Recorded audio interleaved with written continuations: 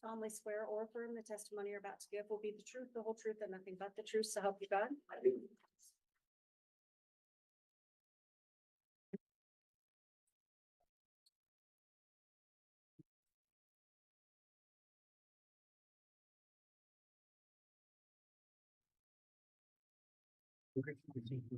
That's just right into your chin.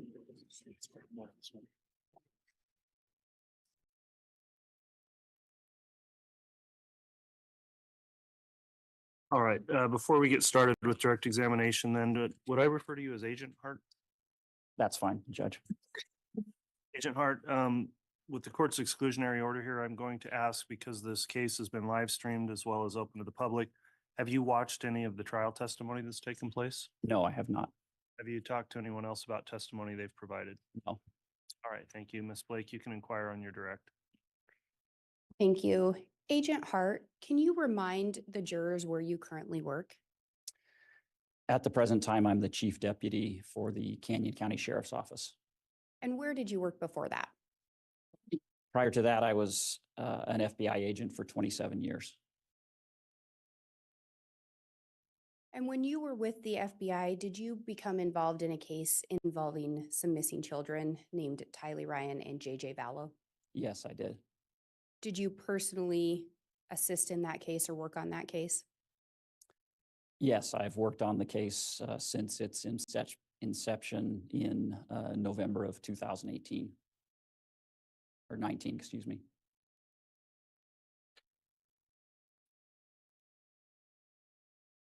Can you explain why the FBI came to be involved in that particular case?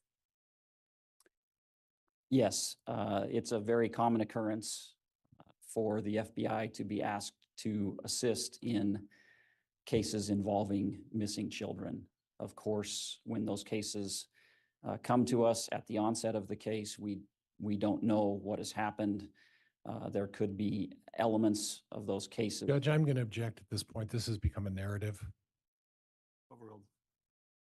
There could be elements of those cases that would, at a future date, indicate a federal prosecution. And so we're brought in early to assist our city and county partners, and that assistance continues through the entirety of the investigation. Prior to being involved in this case, had you worked on cases involving missing children? Several. With regard to this case, did the FBI follow up on leads? Yes, there were a tremendous number of tips and leads that were received during the course of this investigation.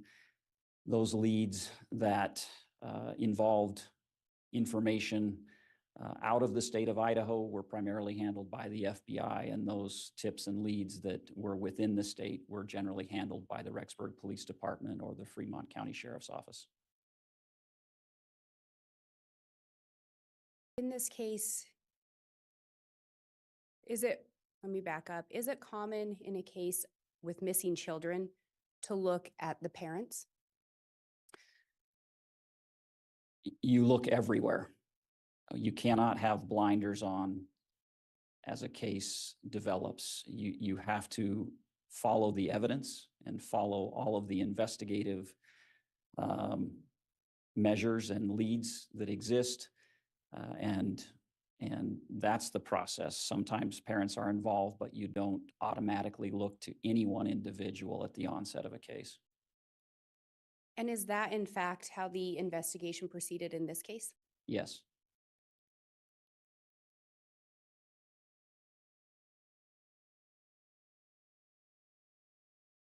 Are you aware if other specialists or other branches, I may be using the wrong term, other areas of expertise within the FBI became involved in this investigation? Absolutely, several did. The FBI possesses individuals and units that have particular skill sets that oftentimes can't be replicated due to resources by a city police department or a county sheriff's office. And so in this case, we had forensic accountants, we had electronic cellular telephone specialists. We had the FBI lab, we had our evidence response team, we had analysts, so on and so forth.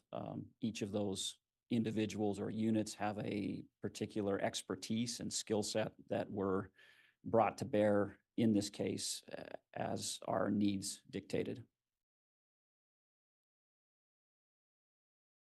Your Honor, I'm going to ask if I can be handed State's Exhibit 170.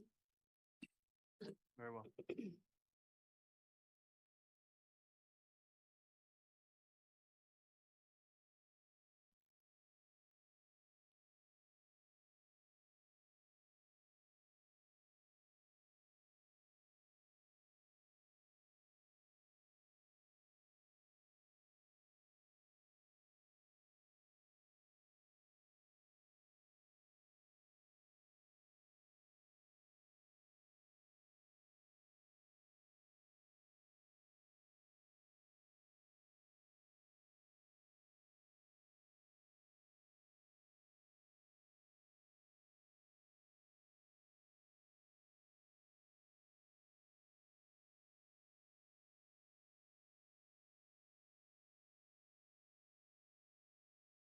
Agent Hart, as part of your work with the FBI, did you work on reservations? I did. I have spent approximately 14 years of my career, either full-time or part-time on various different Indian reservations. And with that, did you deal with any kind of burial sites? Yes, when you're assigned to an Indian reservation, there are specific trainings that you go through in preparation for the types of cases that you might see. One of those trainings is the identification of clandestine grave sites, as well as how to process and exhume clandestine graves. We talked about you being involved in the search for some missing children. Were you also involved in recovering their remains? I was present on June 9th and June 10th of 2020 for the search warrant that was executed at Chad Daybell's property, where we located the remains of JJ and Tylee. Your Honor, I'm going to ask to be allowed to publish State's Exhibit 170C, D, E, and H, All right, can you? one at a time.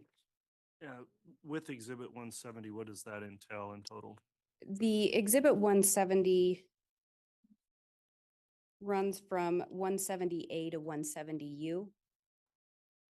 And then there are some additional portions of it. The packet or the portion that I'm focusing on deal with images taken from the body recovery site. Okay, and that's an admitted exhibit, correct? It is. Okay. Thank you for the clarification there. So you've requested 170 C, D, and H. E and H. Okay, those may be published. Thank you. And Agent Hart, I believe there may be a pointer up there if it's helpful with your testimony. Got it.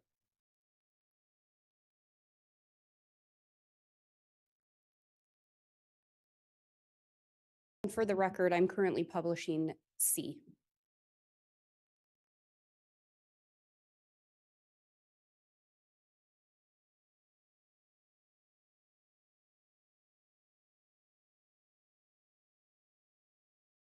Agent Hart, can you tell us if there's anything within this image that you noticed when you were on scene?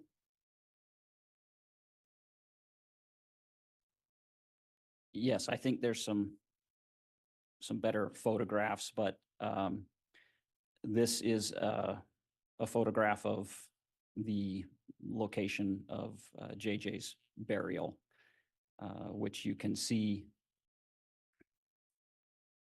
kind of in this area.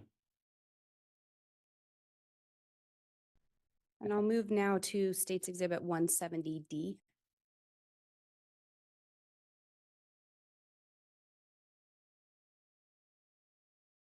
When you said there were some photos showing it a little bit better, is this one of those? Yes, this demonstrates what we look for when we're searching for a clandestine grave site. One of the telltale signs is a change in the plant growth that's fairly distinctive. So you can see consistency all around, but in this rectangular area here, you have a different color of plants, as well as just some lack of growth. And so as you look, you can see a fairly distinctive area here. And this is what I observed as we were doing our initial survey of the property. And now publishing 170E.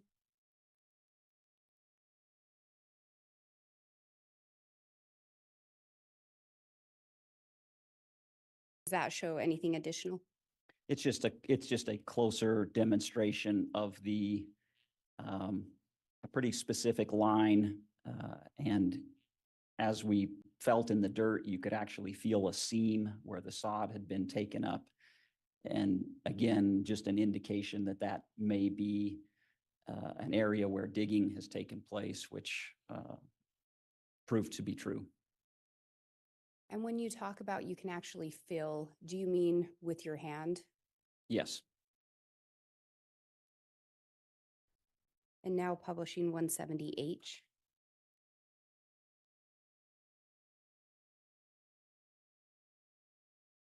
Do you recall what is in this image? Yes, as we were walking the property, we have probing sticks, and that's a way to push a rod into the earth. On that spot where we've shown the different growth, I couldn't penetrate that area with a probing rod. And as we took up the first layer of sod, we found a board and rocks, which is what I was hitting with the rod as I was attempting to probe that site. And again, that's something that you had done previously in your career? Yes, I've had specific training for that. And prior to that time, I had personally been involved in search warrants with the exhumation of burial sites.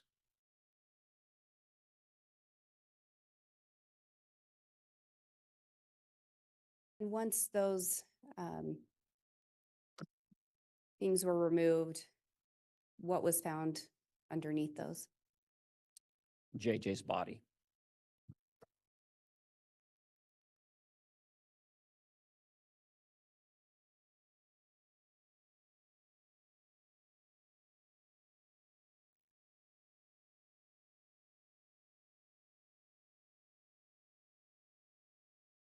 After the recovery of the children's bodies, at any point, did you attempt to speak with the Daybell children? Yes, myself and another agent went over to their residence, which is kitty corner to the Daybell property, on the evening of June 9th, and spoke with them at length about what was taking place. Was it your understanding initially that they would agree to speak with you? That's the request that I made to them. We explained that we had some things that we wanted to tell them and talk with them about, and asked if they would sit down and meet with us. At some point, did they decline to meet with you? Initially, they agreed to meet with us. And then the following day declined to keep that appointment after speaking with Chad Daybell. Judge, I'm going to object at this point. There's no foundation to suggest that information. I'm going to move to strike. It's overruled. Agent Hart, as part of the investigation, and I think we've talked about this before, but did you review some iCloud data? I spent well over 100 hours reviewing iCloud data, yes. Do you recall what iCloud accounts those were? There are two. There's one entitled Lori for Style at iCloud.com, and the second is called Lolly Time at iCloud.com. And who were those accounts ultimately associated with? Both of those accounts were registered to or subscribed to Lori Vallow. And in going through those, was that a significant amount of information? It's a tremendous amount of information, tens of thousands of text messages, multimedia messages, voicemails, thousands upon thousands of photographs, videos, emails, everything that you would find on a modern smartphone. You know, the iCloud is simply a cloud storage device for all of that content. And in preparation for your testimony today, did you prepare an exhibit? Yes, Do you believe that exhibit would assist you in testifying today? it would. Do you believe the exhibit would assist the jurors in understanding your testimony? I do. Your Honor, I'm going to hand to the court what's been marked as Exhibit 183B. I will note there are printouts of a PowerPoint. The PowerPoint or the exhibit itself is actually contained within Jump Drive. All right.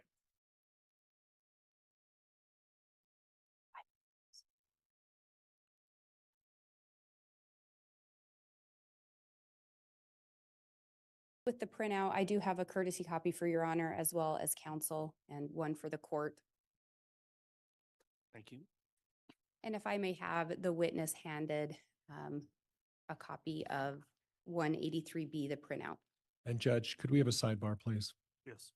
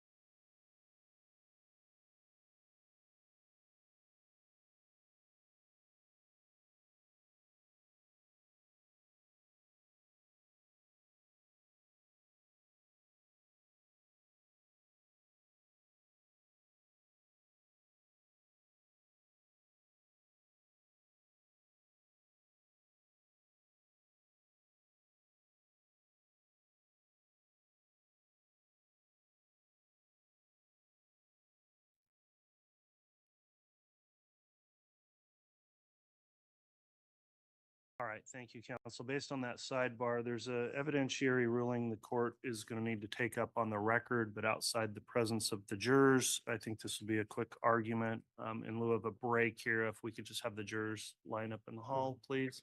And we'll go on the record with the objection. Once the objection's resolved, the jurors will come right back in. All right, wait.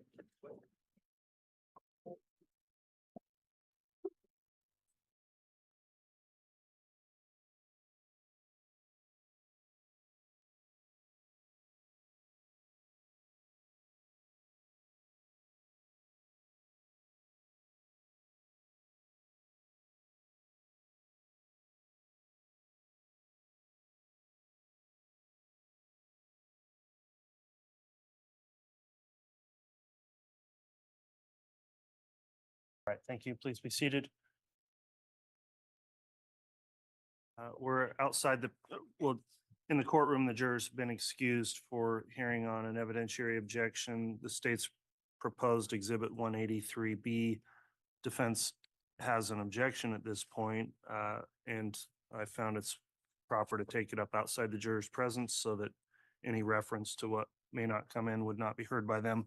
So Ms. Blake, perhaps if you give additional foundation of what the proposed exhibit is, and then I'll hear any objection from the defense. Yes, Your Honor. The exhibit is content from the iCloud accounts associated with Lori Vallow, that Lori for Styles and Lolly Time. Both of those are stipulated to exhibits, meaning the entire content has been stipulated to come in.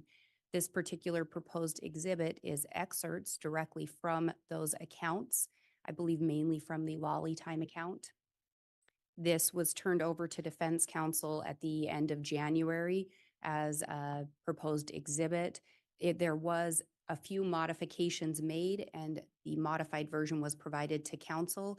However, the modifications made included removing 3 slides in their entirety. There were no other additions or changes made at all to the exhibit. So given that, that's just what the exhibit is. All right, thank you, Ms. Blake.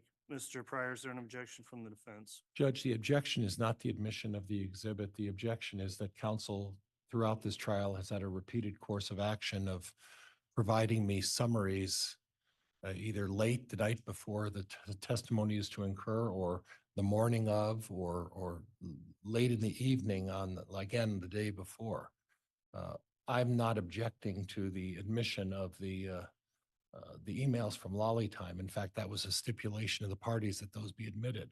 What I am asking for is an opportunity to ensure that what Ms. Blake is representing doesn't contain anything outside of what was stipulated to. And the fact that I got an email, I believe it was last night or the night before, that there were modifications made to this. I want to ensure that those modifications are as they were represented, and I ought to be afforded that opportunity. All right, Ms. Blake, to be clear then, the modifications were taking things out of the proposed exhibit, not adding things in. Is that correct? Correct. None of the remaining slides have been modified or altered in any manner from what was turned over in January. The only modifications were the removal of 3 slides. Okay, well, considered the objection here then. First, expressly was indicated there's not an objection to the admission of the exhibit. So with that and it being offered, the court will admit Exhibit 183B. In terms of the timing, while I understand it's certainly difficult in the middle of trial to be dealing with any modifications because this involved the taking out of some information, not adding it in, I think the court could presume that defense counsel has had an opportunity to review that. So I'll have it now that it's admitted. It may be published. However, if during the course of publishing you see something that doesn't seem to comport with your understanding of the exhibit, Mr. Pryor, you are allowed to make an objection, and I would ask the state be ready to stop publishing on quick notice if an objection comes up. The state has no problem with that, Your Honor. Okay, thank you. And I'll note also then this would be a summary exhibit under Rule 1006. Is that how the state's offering it? Yes, Your Honor. Okay, well, the exhibit's admitted then, and with the objection resolved, we'll have the jurors return for additional evidence. Yes, Your Honor.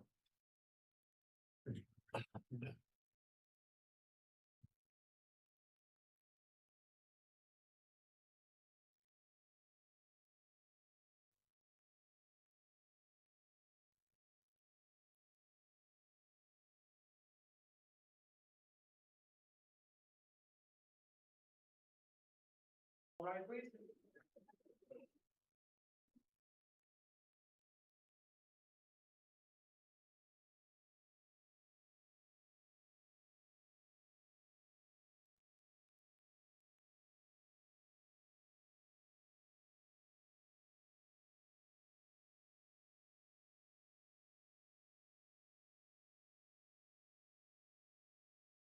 I'll press the counter for you, Your Honor. Thank you. Please be seated.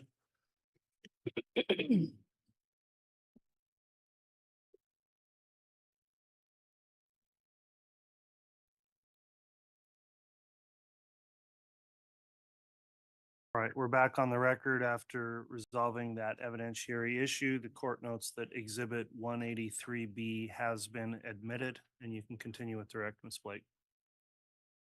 Thank you, Your Honor. The state would request to publish 183B. publish? I believe the court has the original jump drive if you'd like me to publish from that. All right, we'll get that submitted.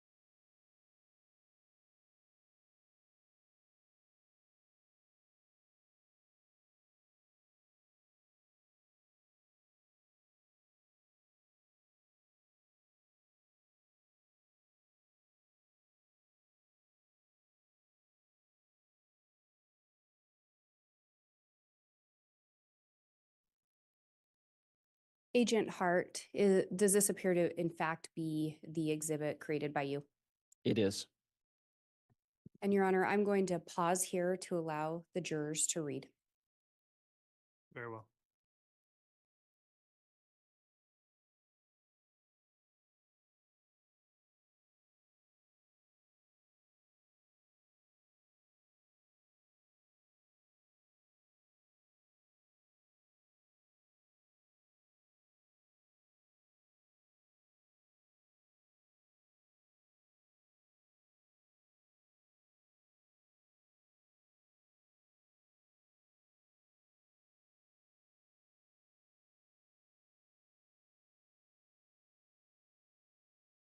Agent Hart, can you indicate who these messages were being sent from, who these messages were being sent between?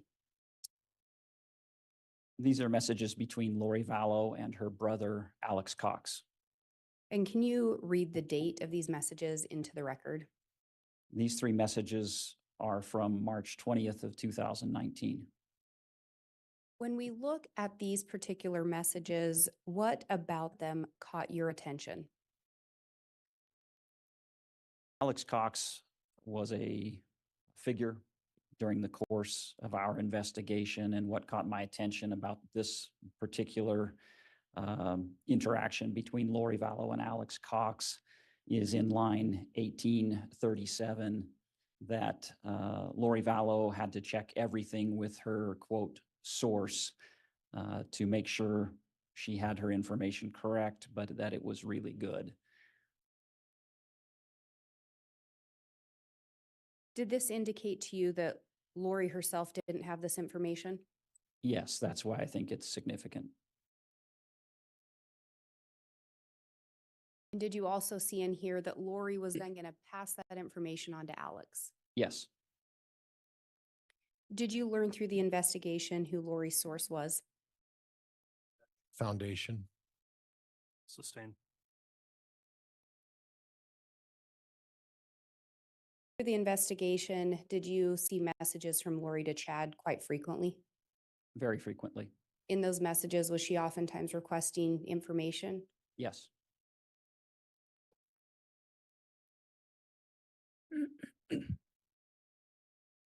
And moving to the next slide, I'm going to pause to allow the jurors to read.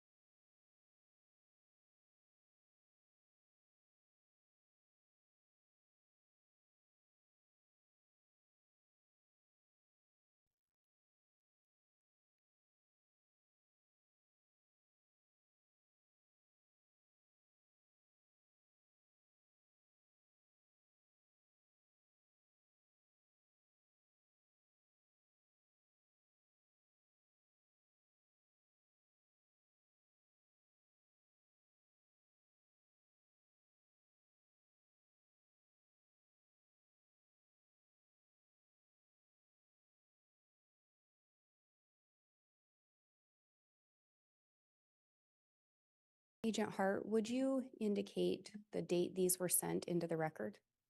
Yes, these four text messages were sent on July 18th of 2019. What had happened 7 days prior to these messages?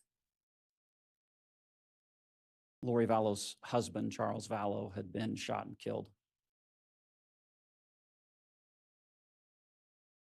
Through your investigation, did you learn who Hillary was a reference to? Yes, And who was that? Tylee. And there's also a name in here, Raphael. Did you learn who Raphael referred to? Raphael is a name, another name used by Chad Daybell between he and Lori Vallow very frequently throughout the course of their communications. And also a name, James. Do you know who that referred to? Yes, that is another name for Chad Daybell as referenced in the James and Elena communications between Lori Vallow and Chad Daybell. And did you learn who Amy was in reference to? I could not find out specifically who Amy was. What about this series of messages stood out to you? There were three very critical components to these messages. Can we go through them one by one, please? Yes. What was the first one? The first is line 2667. This is a text that is initiated by Chad Daybell to Lori Vallow, indicating that he has been instructed to focus his efforts on Tylee Ryan. And what was the second thing that stood out to you? The second thing is present in the following two lines, 2665 and 2660. Lori Vallow makes a reference to Chad Daybell or a request to find out her, meaning Tylee Ryan's percentage, as well as JJ's percentage. That word is referring to the death percentage for Tylee Ryan and JJ. Judge, I'm going to object. Calls for speculation. Move to strike. Overruled. In fact, in subsequent texts, the Judge, exact I'm going to object at this point. Non-responsive. There hasn't been a question. Sustained. Agent Hart, you were explaining why those lines stood out to you. Could you please continue your explanation?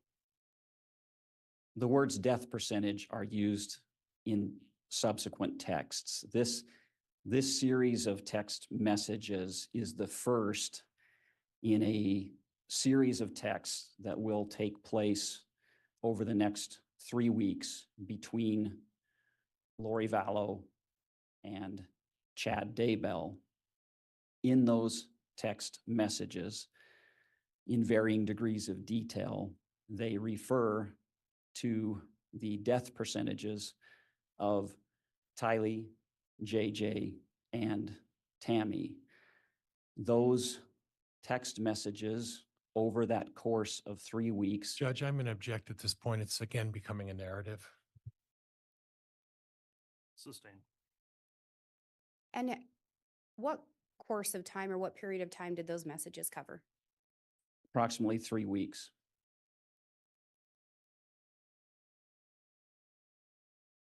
When we look at that line 2660, there's reference to specific percentages, it appears. Yes. Could you talk about that a little bit?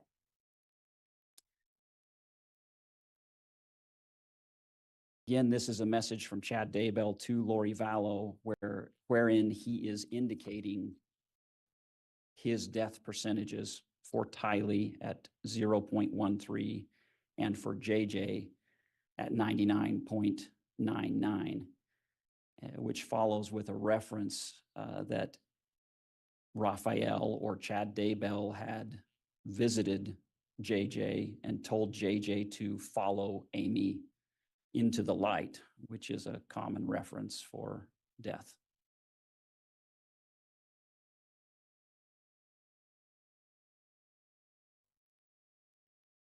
In this particular message, There's also a reference to turning up the pain to 10. Who said that again?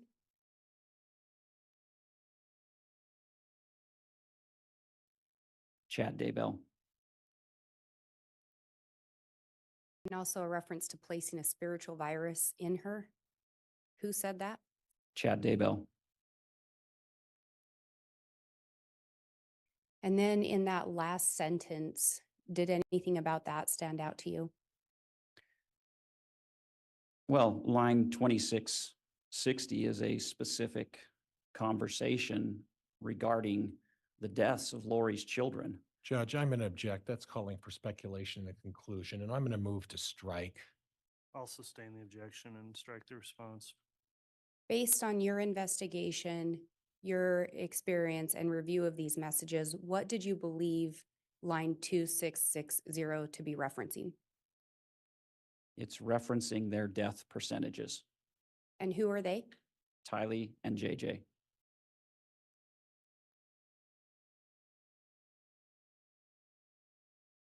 And what is Lori's response to that, to the talk of death percentages of her children? That it's sweet and she misses Chad Daybell desperately.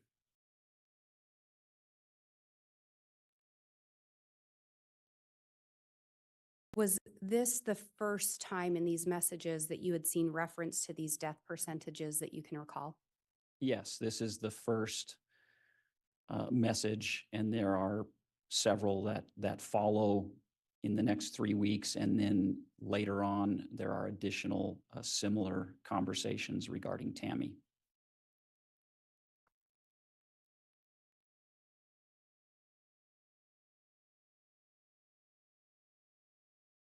Were there additional messages on July 18th of 2019?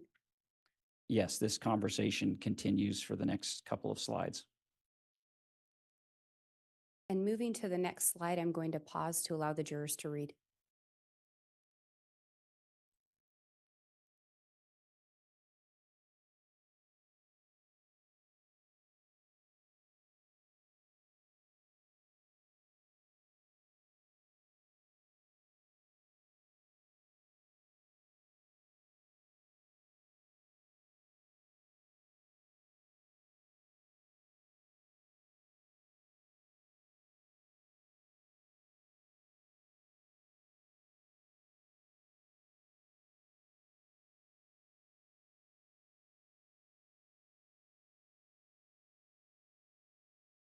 Agent Hart, you indicated these are a continuation from the messages on the previous slide. Is that correct? Yes. What about these particular messages stood out to you?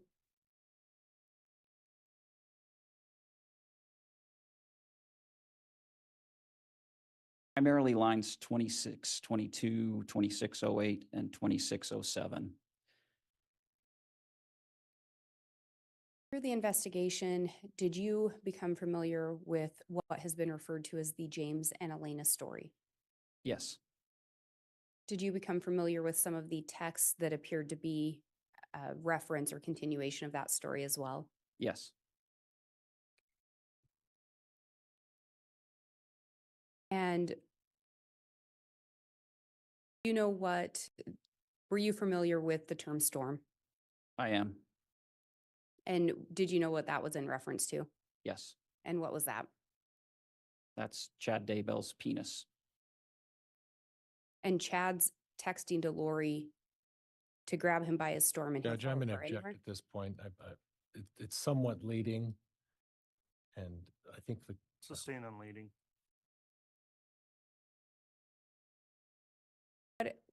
What else about those that series of 3 messages caught your attention? Well, throughout Chad Daybell and Lori Vallow's relationship, Lori is pushing Chad Daybell. And so I included these to show Lori Vallow questioning. Chad Daybell remarks that he'll follow her to the end of the universe. And her response is when? When might that be? Chad's response is in reference to a planned trip that he would take the following week, July 24th through July 26th of 2019, to be together with Lori Vallow. That's the reference to Wednesday evening to Friday. But we see Lori Vallow pushing Chad Daybell as it relates to their relationship. So it would be Chad and Lori were going to be together physically or at the same time. Yes, Chad Daybell traveled to be with Lori Vallow for a period of 2.5 days.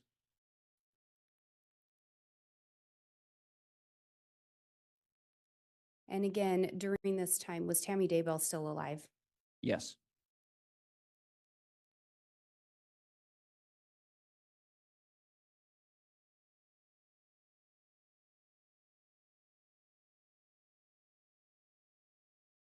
And moving to the next slide, I'm going to pause to allow the jurors to read.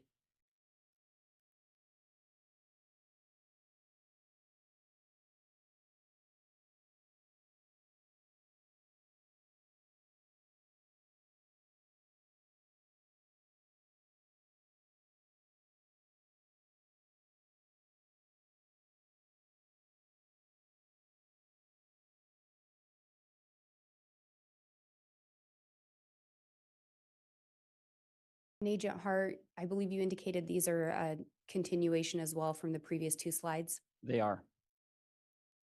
What was it about these messages that caught your attention? Primarily, there was two things. And can we go through them one by one? Sure. What was the first thing? The first is again, we see Lori Vallow manipulating Chad Daybell. In the prior slide, Chad Daybell had indicated that they would have this time together Wednesday through Friday. And Lori Vallow's response to that is, then what? And she then says, back to crying and saying goodbye, back to the box, as a reference to being trapped with their inability to be together. And at this point in time, Charles Vallow has been killed, This is 1 week following his death. but Tammy's still alive. Correct. And what was the second thing? The second thing is line 2603, which is Chad Daybell's response to her. And he references that extreme changes are coming for him, and he welcomes those changes.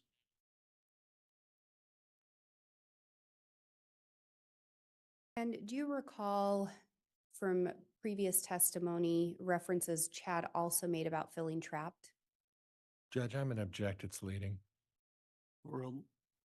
Yes, And do you recall approximately, or do you recall what those statements were, what that was in reference to? yes, that conversation took place at the conclusion of this trip that they're talking about. So that would have been on July 26th of 2019, where Chad Daybell references the Harry Potter stories and feeling trapped, having to live under a stairwell, and he gets to escape occasionally to have adventures with his goddess lover.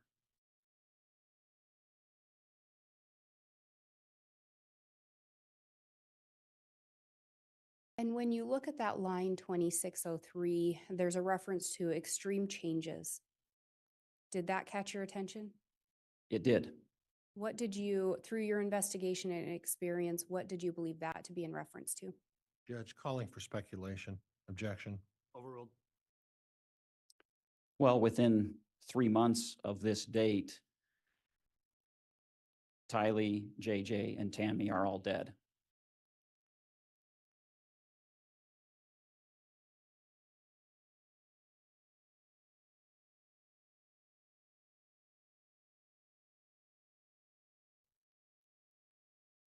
Moving to the next slide, I'm going to pause to allow the jurors to read.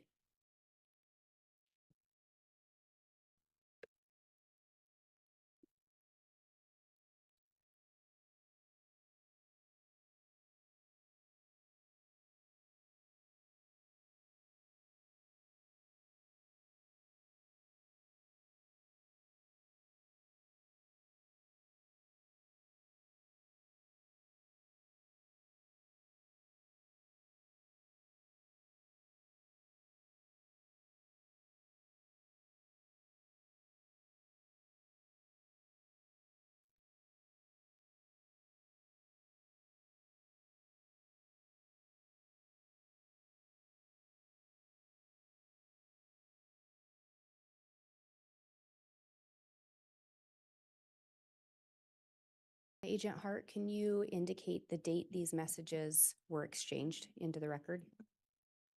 Yes, this is July 20th of 2019. And who are these messages between? Lori Vallow and Chad Daybell. There's an individual reference named Blake. Did you learn who that was? Blake is Melanie Boudreau's son. Do you know his approximate age? 3 to 4 years old at the time of this message. What about these messages caught your attention? There were two things primarily that caught my attention in this series of communications. What was the first one?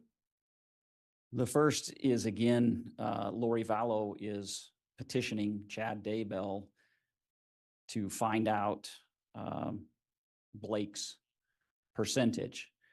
So repeatedly, we see Lori Vallow asking Chad Daybell to provide that information. Chad Daybell is the source of the death percentages. What was the second thing?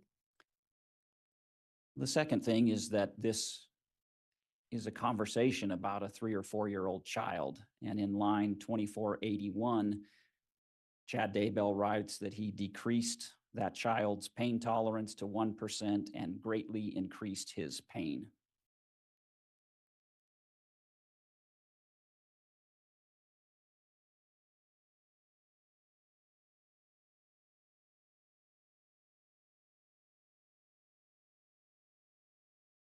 And do you recall in one of the previous slides in reference to Tylee Ryan, Chad talking about turning up or causing her pain? Yes.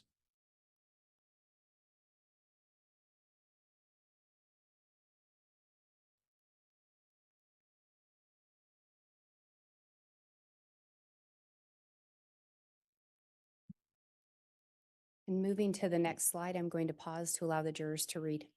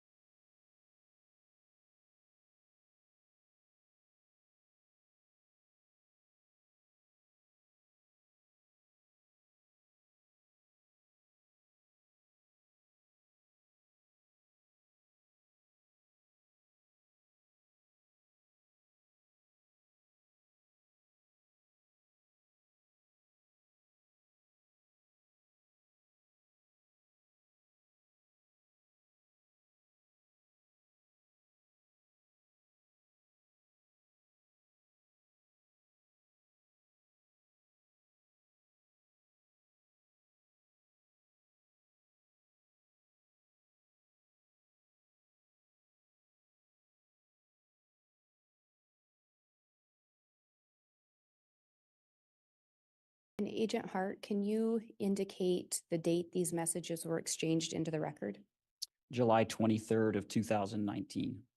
And who were these messages between? Lori Vallow and Chad Daybell.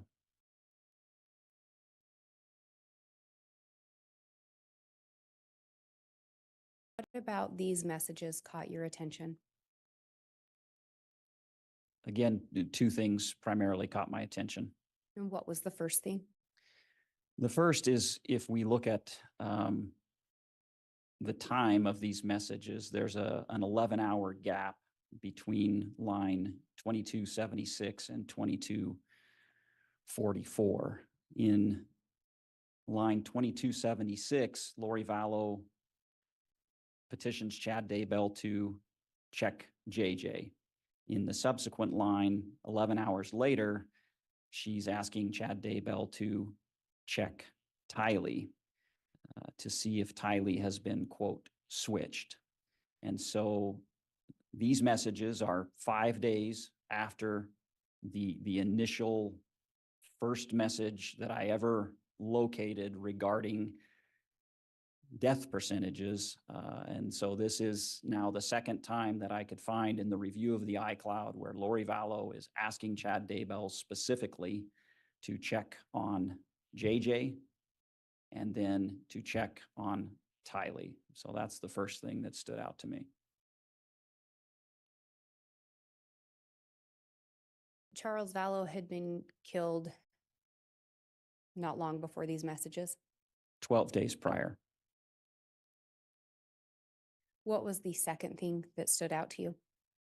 The second thing that stood out to me is in line 2241, which is Chad Daybell's response to her. And he replies that, yes, Tylee has been switched. And he says, let me know when you can talk and I will explain it. So Chad Daybell is the one who will explain to Judge, Lori I'm going to Vallow. object at this point. Speculation. Overruled. And what was the last part of that answer? Lori Vallow is making inquiries to Chad Daybell, and Chad Daybell tells her, I will explain it.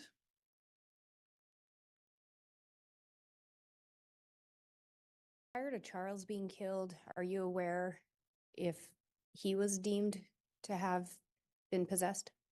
He was. And ultimately, he was killed. He was.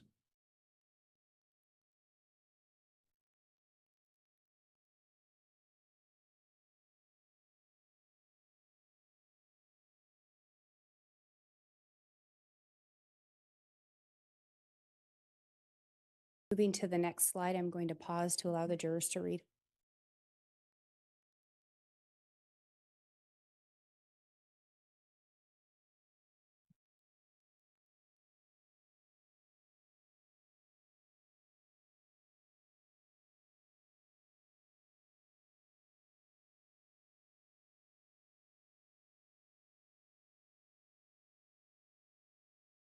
Agent Hart, can you read the date of these messages into the record? Yes, July 26th of 2019. So this is just 3 days after those last messages we looked at. Correct. What about these messages caught your attention? That the pattern of Lori Vallow asking Chad Daybell to check is continuing. So on line 2119, Lori Vallow writes, need you to check JJ, and references his behavior, which was a departure from what was normal for him.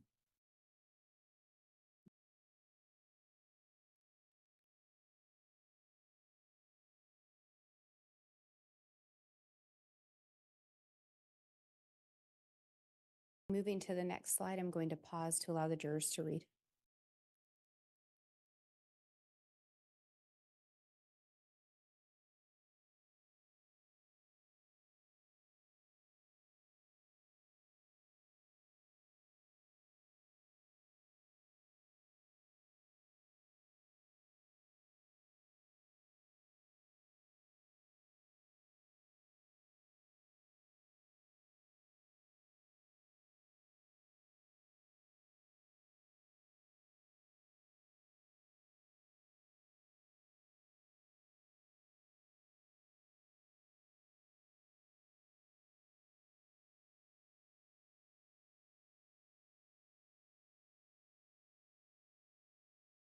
Agent Hart, can you read into the record the date these messages were exchanged?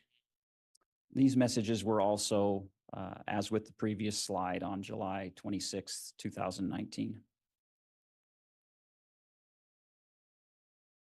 What about these particular messages stood out to you?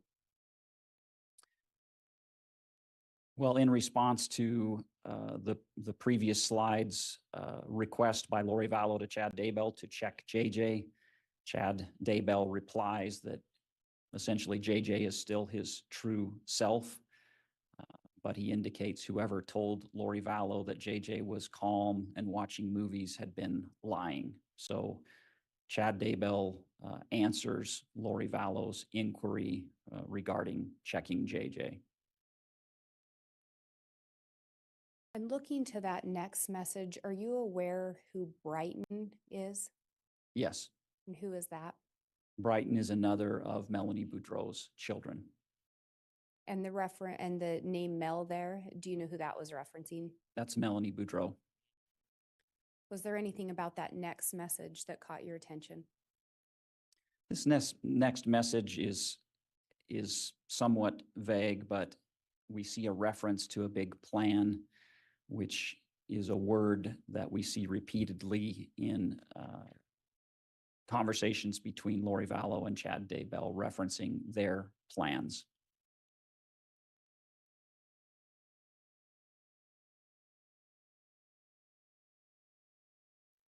And moving to the next slide, I'm going to pause to allow the jurors to read.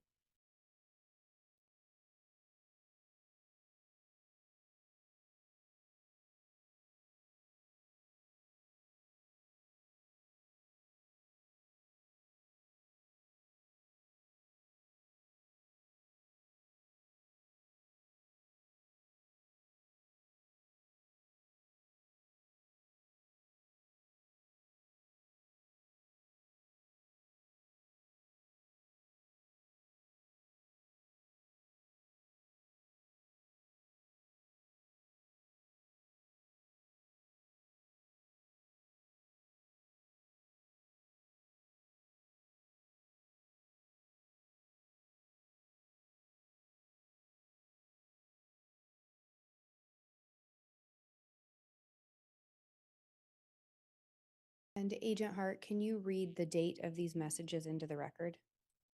Yes, these 4 messages were exchanged on July 29th of 2019.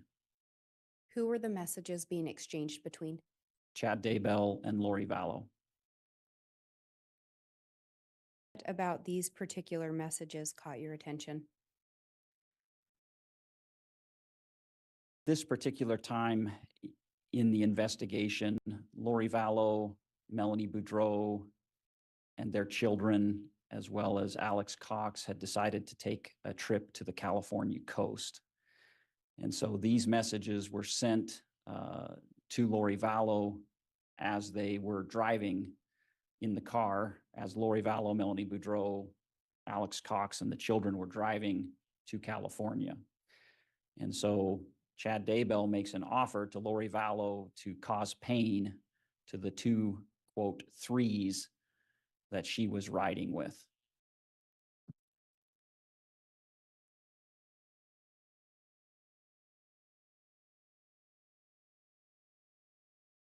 And looking at that, at the line 1872, did any of that catch your attention? Of course. In line 1877, the 2 threes are referencing 2 of the children that are in the car with them. And in line 1872, Chad Daybell indicates that he would at least give them a reason to scream, indicating a supposed ability to cause physical pain to those children.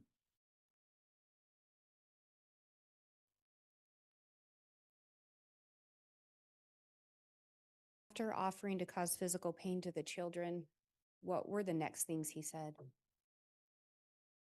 He told Lori that he loved, cherished, treasured, and adored her. The wonderful memories just keep coming back. She was mesmerizing, and that Raphael, which is the name for Chad Daybell, is one lucky guy.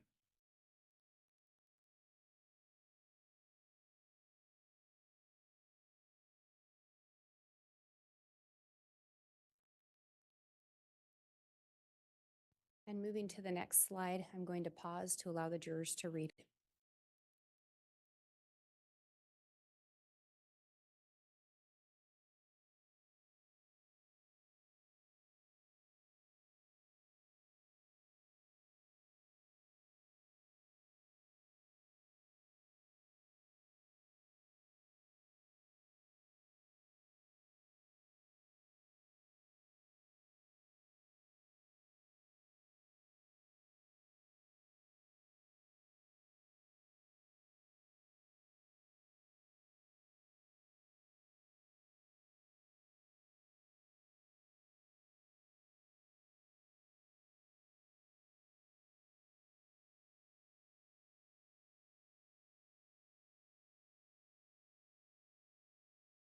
And Agent Hart, would you read the date of these messages into the record? These messages were exchanged on July 30th of 2019. And who are these messages between? Chad Daybell and Lori Vallow. What about these particular messages caught your attention? There were three very critical components of these messages. Can we start with the first one? Yes. And what was that? The first one is in line 1781. This is a text initiated by Chad Daybell to Lori Vallow. And you can see that Chad said he had the inspiration to go back to my original death percentages. So this is the first time that we see the full phrase of death percentage, and it is attributable to Chad Daybell by the use of the word my. And then he indicates that these death percentages helped him track Charles, which is a reference to Charles Vallow. Ned is the name of the demonic entity that was alleged to be possessing Charles Vallow. And then he indicates that Tammy is very close. Her death percentage has fallen steadily, and concludes with, "It is encouraging!" exclamation point.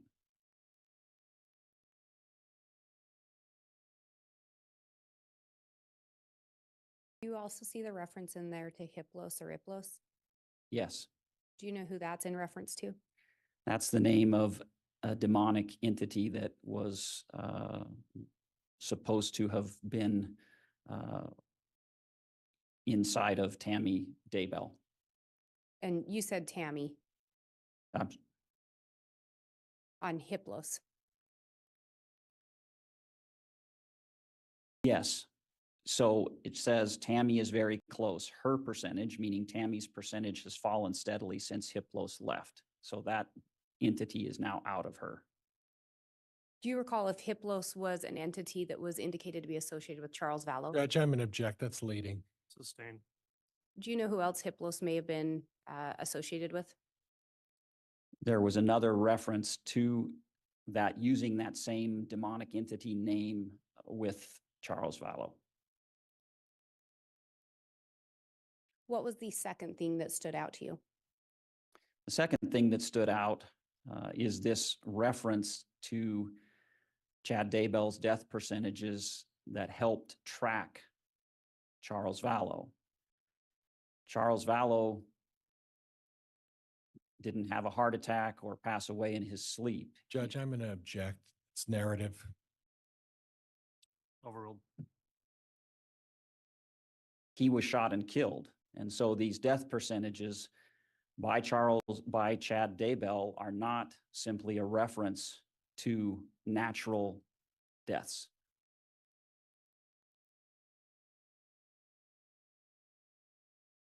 What was the third thing? Well, the third thing is in lines 1779 and 1778. Lori's response to Chad is to inquire, what is the percentage now? Meaning, what is Tammy Daybell's death percentage? And then she follows that up with yet another inquiry. This would be now the third inquiry about JJ's death percentage. Chad Daybell responds, Tammy is at 3, JJ is at 2.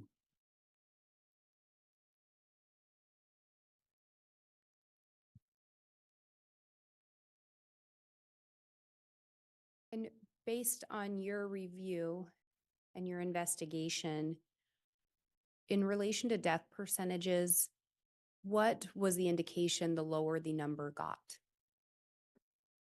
Well, it's not consistent. So you have references where the lower the number, the closer to death they are. And then you have references where the higher the number, the closer they are. So in the previous communication, you saw Chad Daybell indicate that JJ was at 99.99. And he instructed JJ to follow Amy into the light. In this occasion, we flipped and they're at the opposite end of the spectrum, saying that Tammy is at 3 and now JJ is at 2. versus the prior message. So there's a lack of consistency, but the higher the number in one case, the lower the number in another.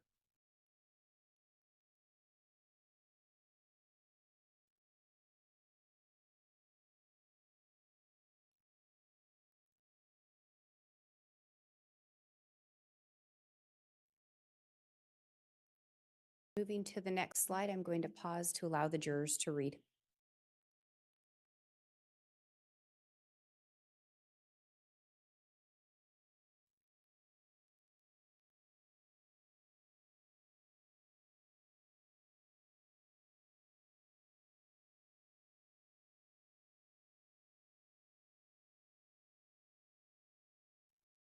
And Agent Hart, can you indicate the date these messages were sent into the record? Yes, July 30th, 2019. These are a continuation from the previous slide. And what about these messages stood out to you? Well, first, Lori Vallow's response back to Chad Daybell after receiving his answer that I believe it was Tammy was at a 3 and JJ was at a 2. She replies 2 and 3%, not 0. So we see Lori Vallow pushing 0, meaning the time has come for those individuals to die. Judge, objection calls for speculation. I'm going to move to strike, Judge. Well, the objection's not timely. I'll overrule it at this point, but Ms. Blake, I am concerned if the witness is making his own interpretations of these messages, not based on the investigation. So if you could direct the examination that way, that'll help with the objections. And in coming to that conclusion, was that based on your experience and your review of the information? Yes, What else stood out about this particular message? line 1776, where Chad Daybell says, "I will explain when we talk," indicating he is the source of what's happening. Was that consistent with your review of these messages? Yes, we see that exact phrase multiple times. "I will explain." Anything else about this particular series that stood out to you? Well, lastly, again, we see how Lori Vallow is attempting to manipulate Chad Daybell. She concludes this conversation with, "Okay, still feeling hot for you."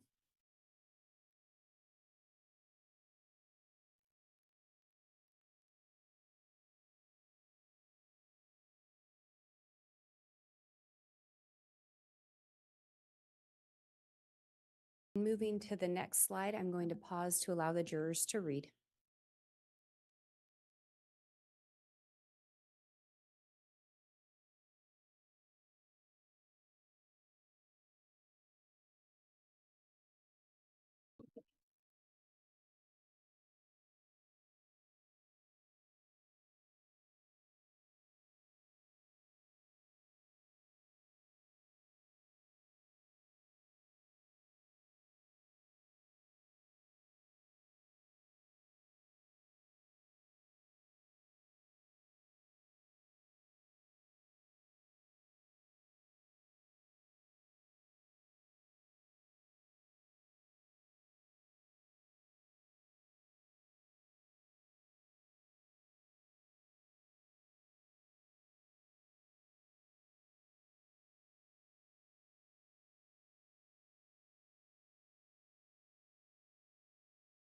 Agent Hart, can you indicate the date these were being sent into the record?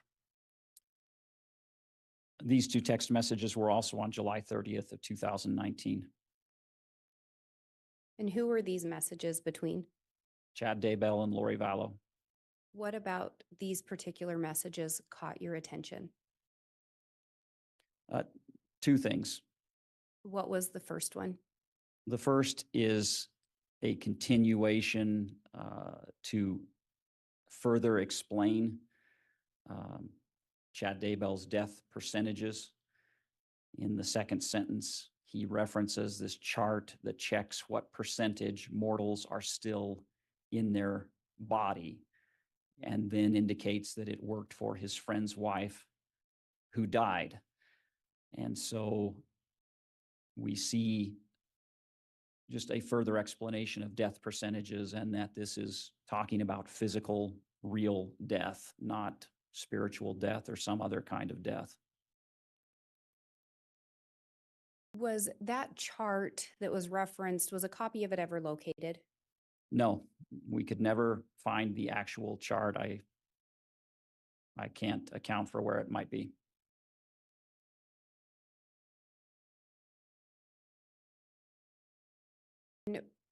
What was the second thing that stood out to you? Well, there are two more. The first is that he references Tammy Daybell, his wife, that she said she felt lightheaded as if her body and spirit weren't connected. And then what was the third thing? The third thing is in line 1773, where Chad Daybell indicates he would update the list and figure out Brandon, Adam, and others. The reference to Brandon is Brandon Boudreau, and on October 2nd of 2019. Judge, I'm going to object at this point. This is definitely becoming a narrative. Sustained. Who was Brandon referencing?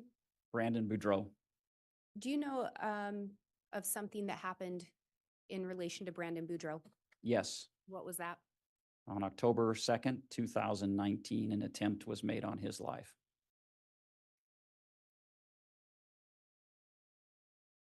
Are you aware of an attempt that was made on Tammy Daybell's life?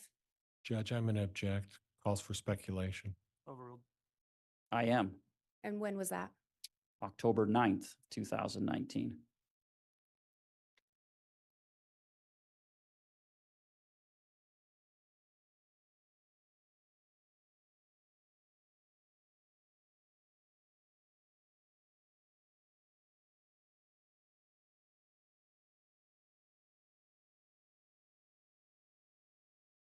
Moving to the next slide, I'm going to pause to allow the jurors to read.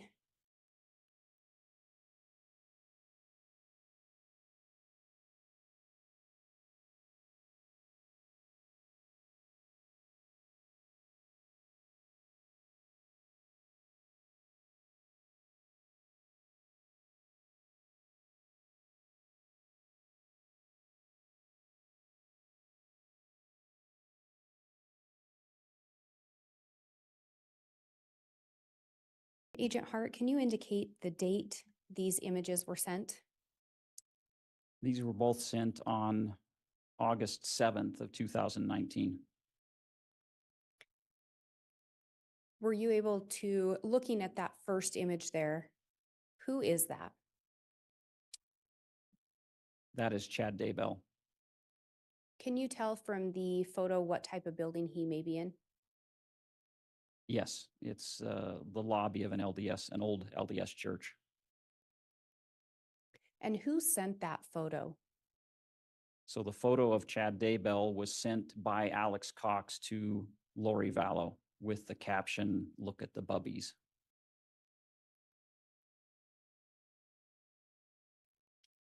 Do you know what Bubbies was a reference to? That was a word. Judge, objections, calling for speculation, no foundation. I'll sustain that without additional foundation. Through your investigation and review of messages, were you able to determine what Bubbies was in reference to? Yes, And what was that? it's just simply a pet name that Lori had for Chad Daybell and Alex Cox or other men in her life. And could you see the time that that message was sent? 10:48 a.m. And turning to the next image, who are we seeing in that photo? That's a photograph of Alex Cox. Does that appear to be in the same location? Yes, And what time was that message sent? 1 minute prior on 10:47 a.m. Who sent that message? Chad Daybell, And who did he send it to? Lori Vallow. What was the caption that Chad included? Two exalted beings.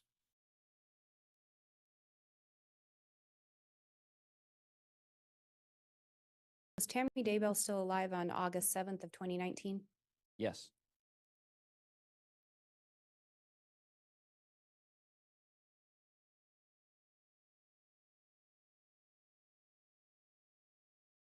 Moving to the next slide, I'm going to pause to allow the jurors to read.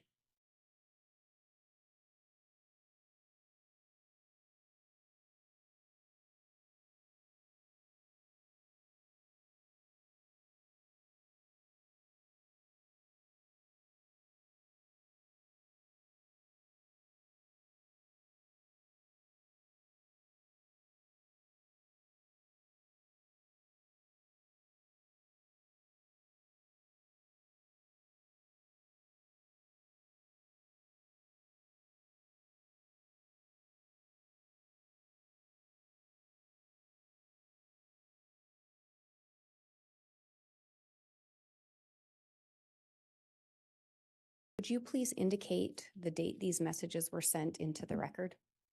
These messages were exchanged on August 7th of 2019. Who were the messages exchanged between? Lori Vallow and Chad Daybell. And these messages were sent on the same day as those two images? Correct. What about these messages stood out to you? The thing that stood out the most in this text series is in line 1391 in the text from Lori Vallow to Chad Daybell, where she indicates, "We are both so tired of taking care of demons. We are weary. Please ask the Lord to take them!" Exclamation point.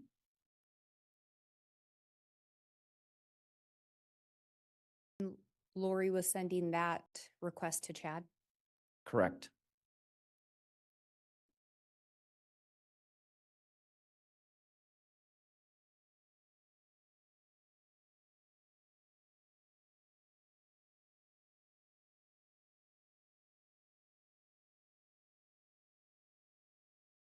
Moving to the next slide, I'm going to pause to allow the jurors to read.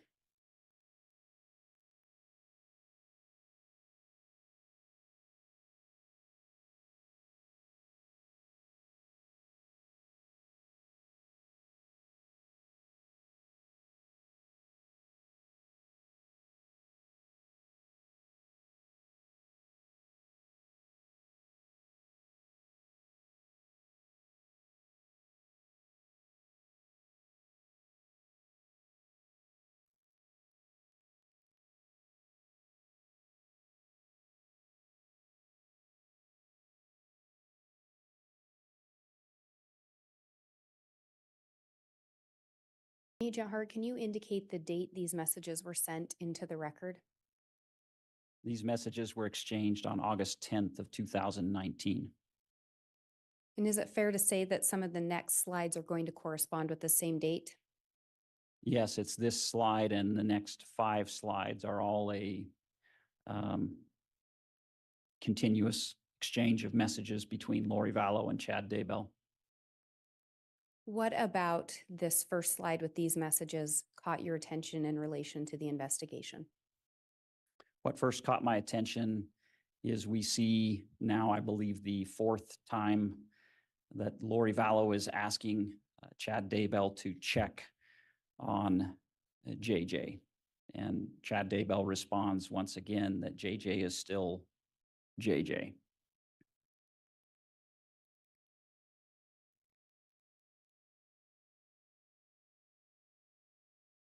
At this point, Charles has been dead for almost a month. Correct. Through the investigation and your review of the information in this case, did Lori have help with JJ prior to Charles passing? Absolutely. And who was helping her with him? Charles Vallow spent a considerable amount of time and effort in caring for Judge, I'm going to JJ. object at this point. Move to strike. There hasn't been sufficient foundation. Sustained. Through the review of iCloud, did you review videos? Yes, Did you review other content? yes, In that content, were there references to Charles taking care of JJ? many. And at the time these percentages are being pursued, Charles is no longer able to assist with JJ. Correct.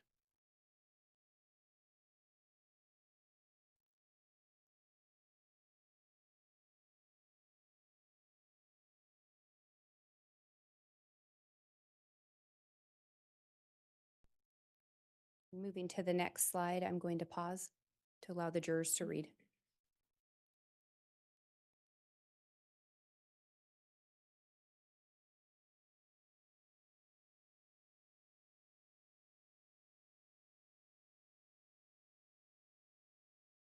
Agent Hart, you'd indicated this is a continuation of the previous slide.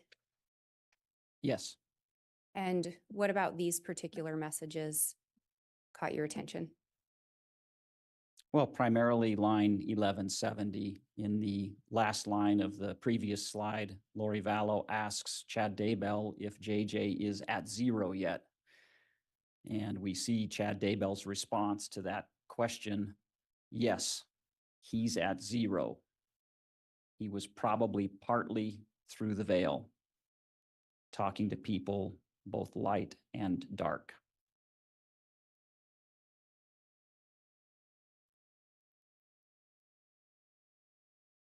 And on the previous slide, in this one, we again see a reference to Blake. Again, who was Blake?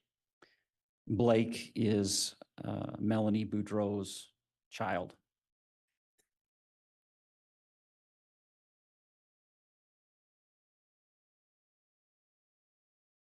Moving to the next slide, I'm going to pause to allow the jurors to read.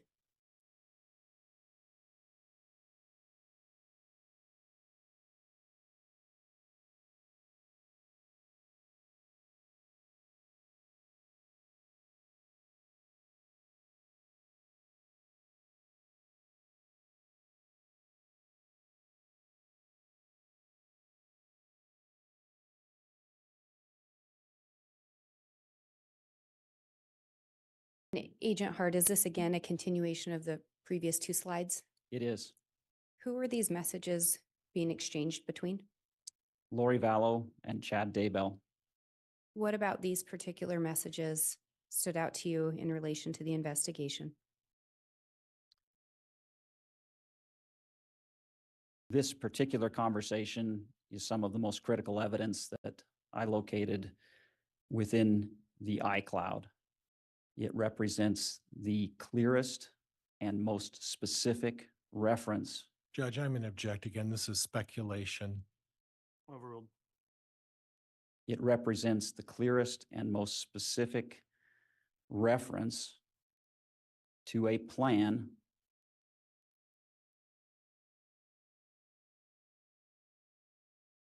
regarding Tylee and JJ. That plan is spearheaded by Chad Daybell. Judge, I'm going to object at this point. That's a narrative Also, and it's argumentative, it's sustained. and I'm going to move to strike. That last part of the comment is stricken. Can you indicate that there's the reference to the plan? Who is asking if there's a plan? Lori Vallow is asking Chad Daybell if there is a, quote, perfectly orchestrated plan to take the children. What is Chad's response? Chad's response is that there is a plan being orchestrated for the children.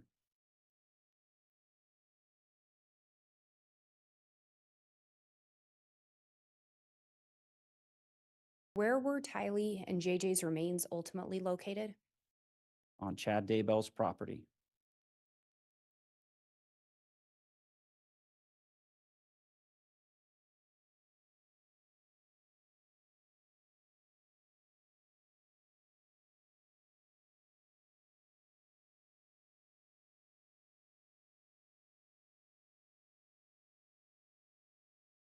Moving to the next slide, I'm going to pause to allow the jurors to read.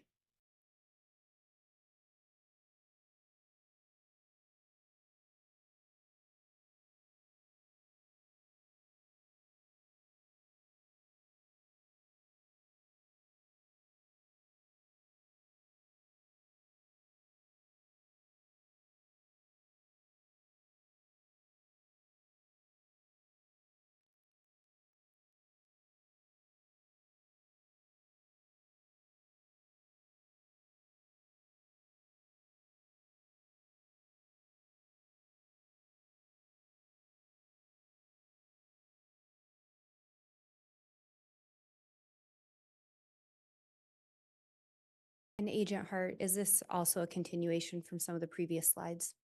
Yes, it is. Who are these messages being sent between? Lori Vallow and Chad Daybell. What about these particular messages stood out to you in relation to the investigation? Well, first off is line 1159.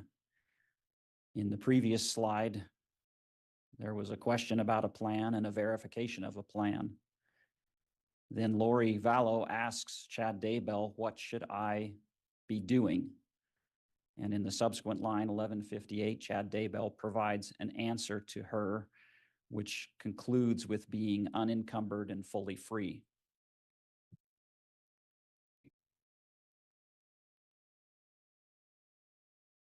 There's also a reference in that to telestial issues. Do you know through the investigation what telestial would be referencing? I do. What is that? Issues pertaining to this earthly life.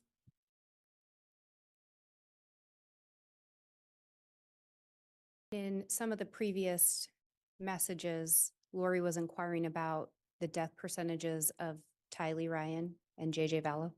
That's correct.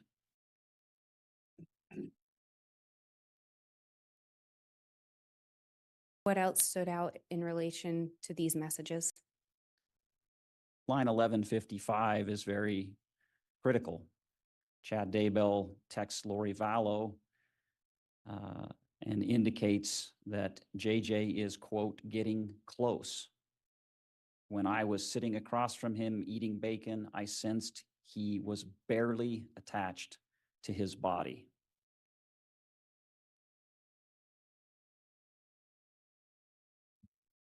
Do you know when the last time JJ Vallow was seen? I do. When was that? September 22nd, 2019.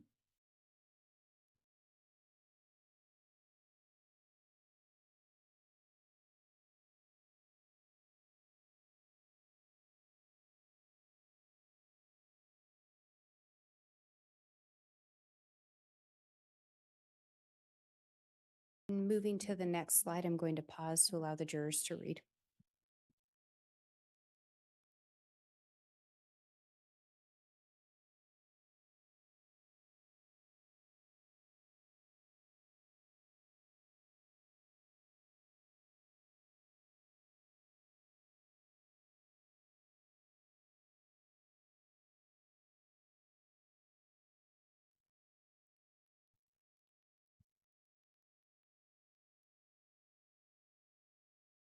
And Agent Hart, again, is this a continuation of some of those previous slides? Yes, it is. And I believe there's one more that is part of this conversation. I'm going to move to that slide and pause to allow the jurors to read that one as well.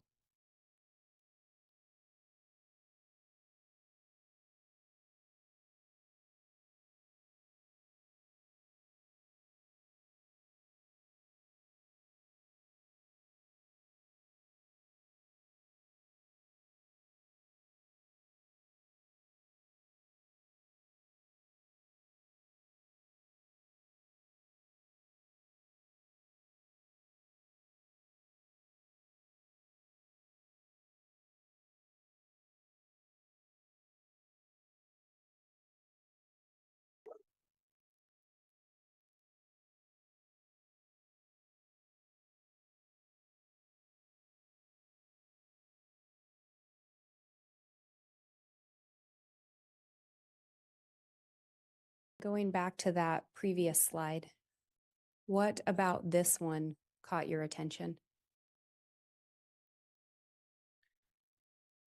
Well, this is just the continuation of the conversation. I think the more important content is on the following slide.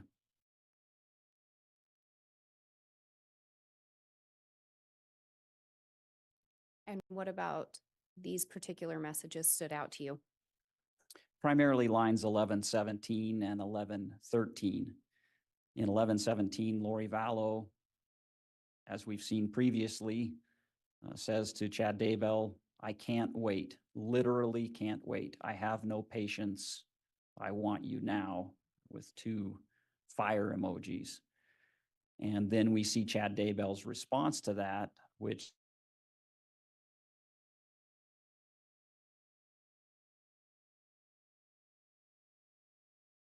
point.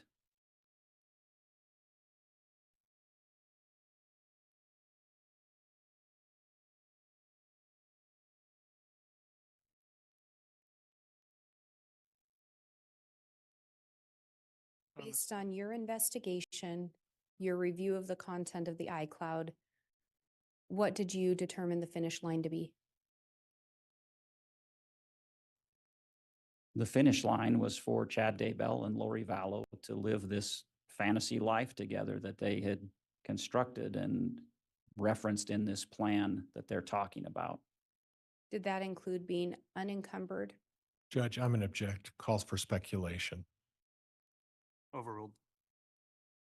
Unencumbered from her husband and her children and from his wife. Yes. Your Honor, looking at the time, I don't know if you'd like to do the mid-morning break. I think this would be a good time for that. Thank you, Ms. Blake. We will take our mid-morning recess. We'll come back on just 10:30 or perhaps shortly before 10:30. Thank you. All rise, please.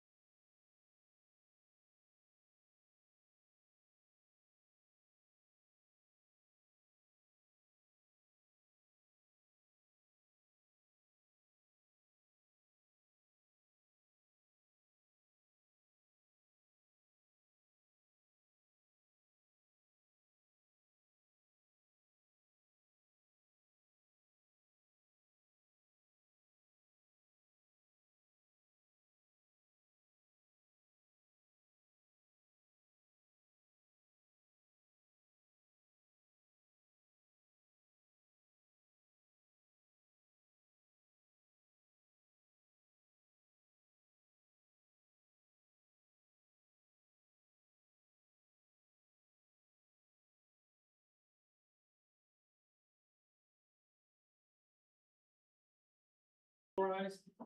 District Court's again in session. Thank you. Please be seated.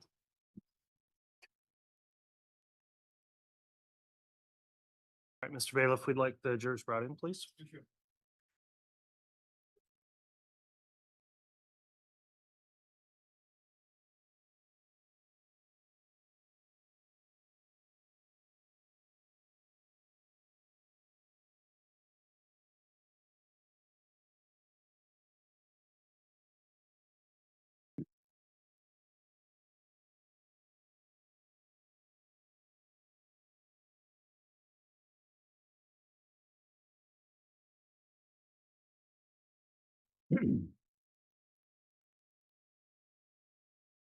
All right, please.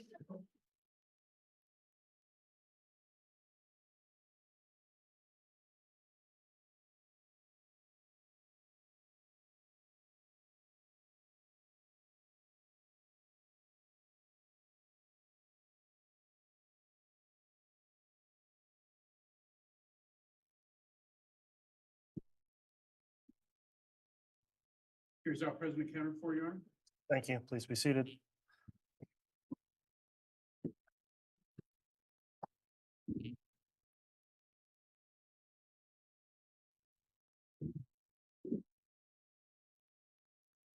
All right, we're back on the record on CR 22-21-1623, State of Idaho versus Chad Daybell.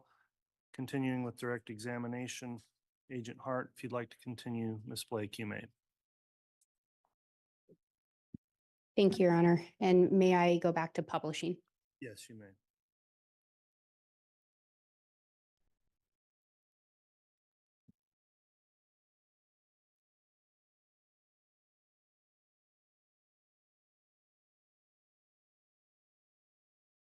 And Agent Hart, we'd left off with this slide. Do you recall that? Yes, And we'd left off talking about the finish line. correct. Was this the last slide that was part of this particular series of texts? Yes, it was.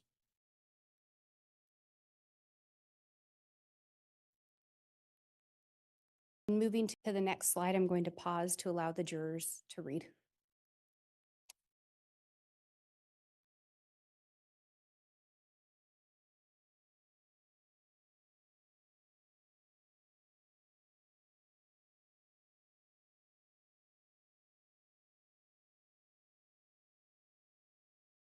Agent Hart, can you indicate the date that these messages were being exchanged? Yes, this text exchange is from September 3rd of 2019 Who are the messages being exchanged between?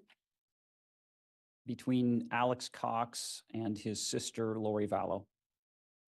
Do you know where Lori Vallow was living at this time?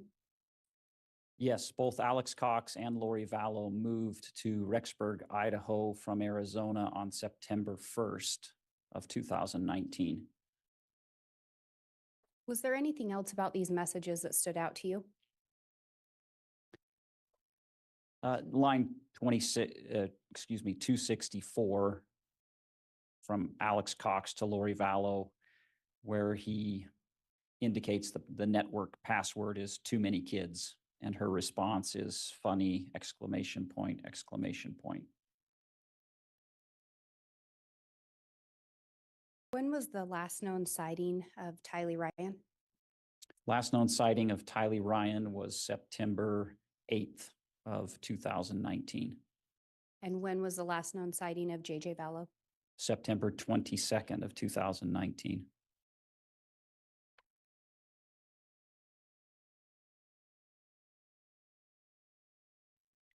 And moving to the next slide, I'm going to pause to allow the jurors to read.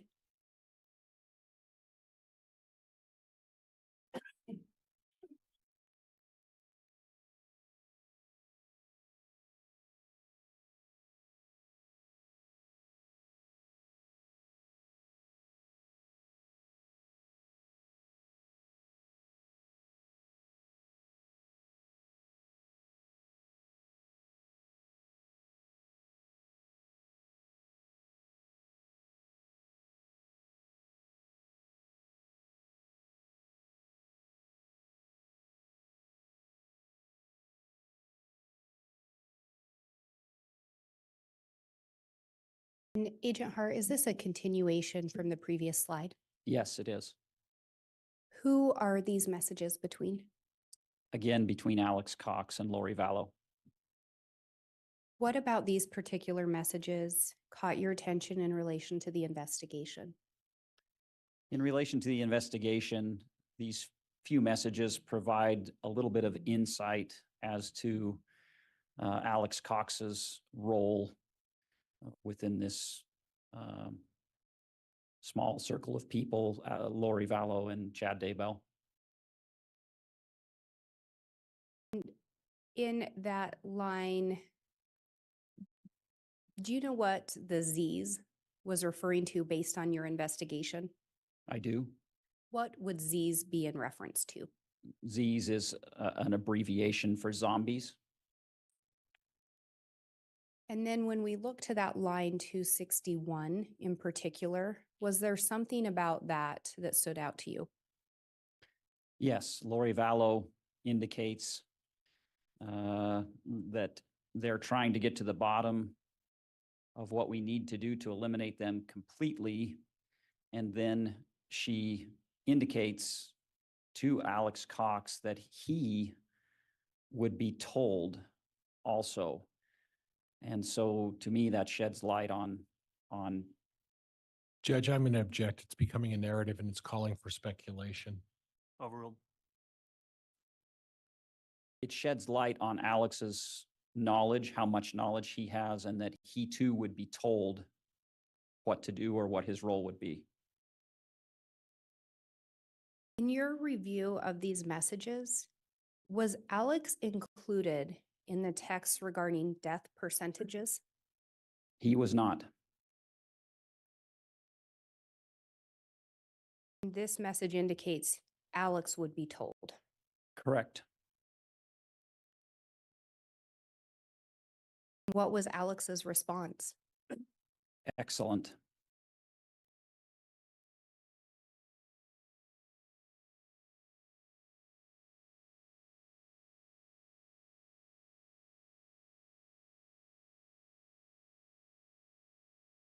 Again, those messages were exchanged on September 3rd of 2019. Yes. What are we seeing in this slide? This slide contains a very short, it's just a few seconds, video that I located within the iCloud. As part of our investigation, we went to great pains to try to determine when Tylee was killed and when was the last known sighting that we could verify. And that last known sighting is on September 8th, 2019.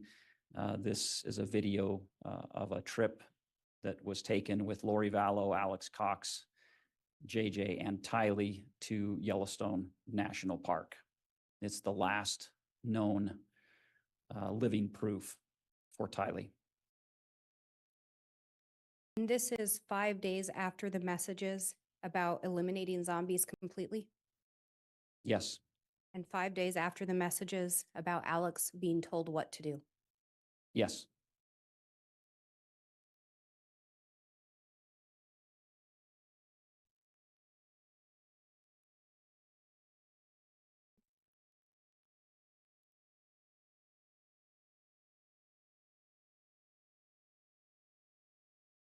And who else was in that video? Tylee is hugging her younger brother, JJ, and Alex Cox is standing off to the side.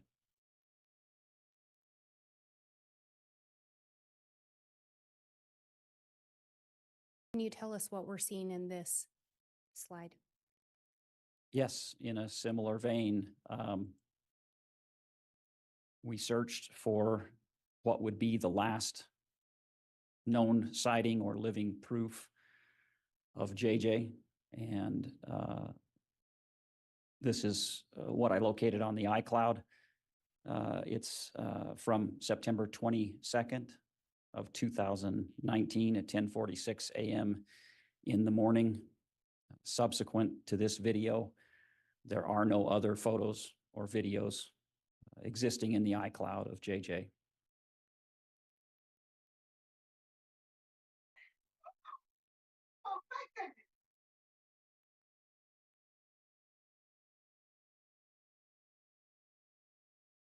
Again, where were JJ and Tylee's remains found?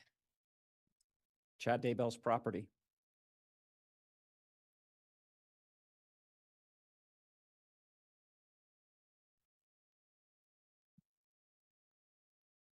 Moving to the next slide, I'm going to pause to allow the jurors to read.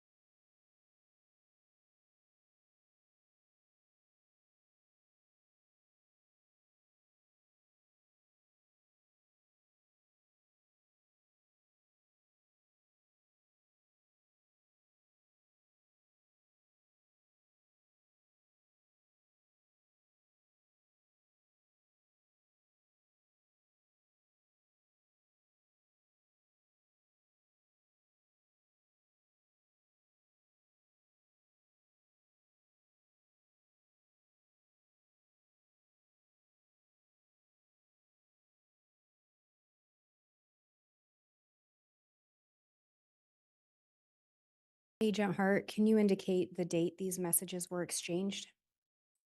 These are from September 24th of 2019. Who are these messages between? These are messages between Sydney Woodbury and Lori Vallow. In relation to this date, was it significant? Yes, And why was that?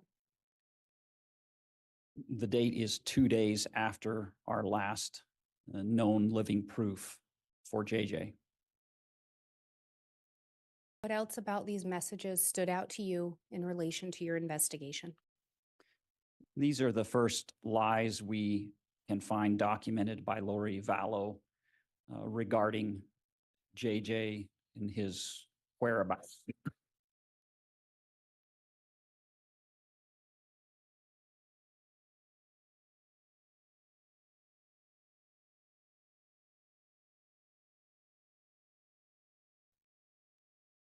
And moving to the next slide, I'm going to pause to allow the jurors to read.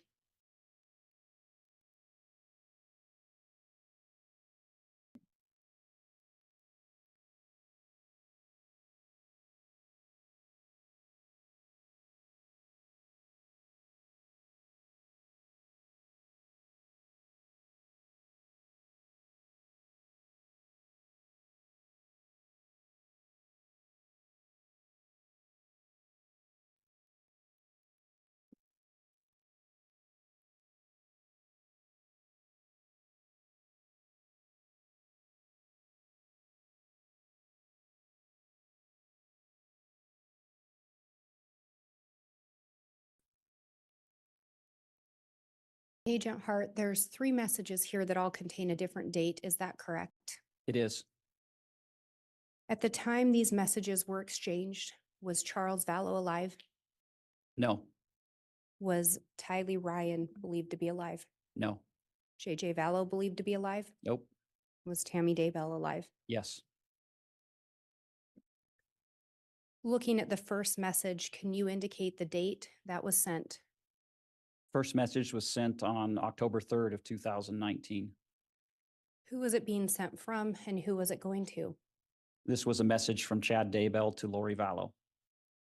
Was there something about that message that stood out to you? Yes, Chad Daybell indicated that he was so excited to go on a date with Lori Vallow. And the next one, can you indicate the date? It's the following day, October 4th, 2019. And who is that message from? That's a message from Lori Vallow to her brother, Alex Cox. And what about that, if anything, caught your attention? Well, at this point, they had both Alex Cox and Lori Vallow had moved to Rexburg, Idaho, were living in Rexburg, Idaho. And the investigation indicates that Tylee and JJ were both deceased at this point. Lori Vallow says to Alex Cox, we are supposed to go on a quote, real date tonight, but are discussing it. And then she indicates perhaps an evening at home would be better, so we are not out and about. And again, at this time, Tammy Daybell is still alive. She is. Where was Lori Vallow living at this time? She was living in Rexburg, Idaho, which is a very short distance from Sugar City, where the Daybell residence was located. And then looking at that last message, can you indicate the date? October 5th, 2019. Who was that message being sent from and who was it going to? So this is a message from Chad Daybell to Lori Vallow. And then there will be two more slides that are a continuation of Chad Daybell reaching out to Lori Vallow approximately 12 hours after the prior text indicating that an evening home may be better rather than a real date. In that last message, can you read that last message into the record? Hello, sweet angel. Big news about Tammy. Please let me know if you are awake and can talk. I love you, exclamation point, and then heart and lip emojis. There's an indication in there from Chad to Lori that there's big news about Tammy. Is that correct? That's correct. And moving to the next slide, I'm going to pause to allow the jurors to read.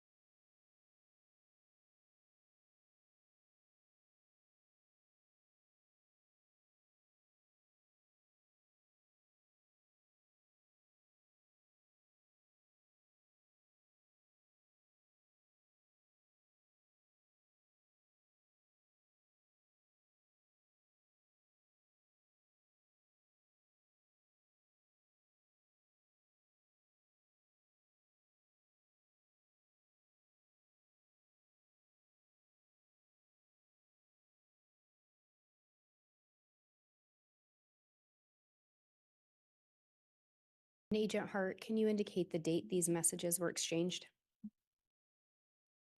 Yes, the date is October 5th, 2019.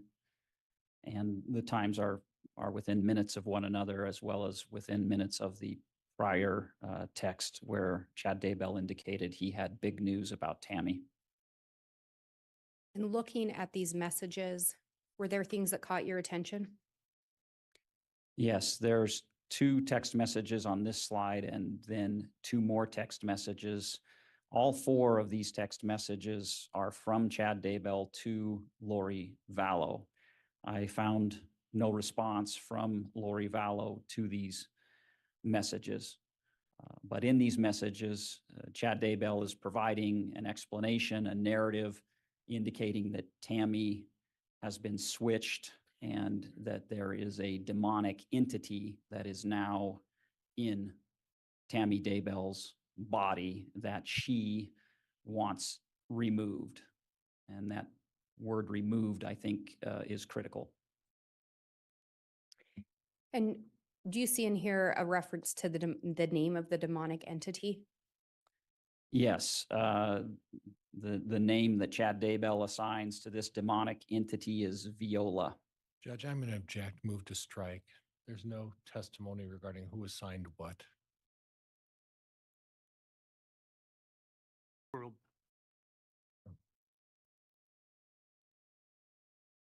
We talked about the word removal based on your review of the iCloud account, your review of other things involved in this investigation. What was significant about removal? Removal indicates the physical death of the person who has the demonic entity.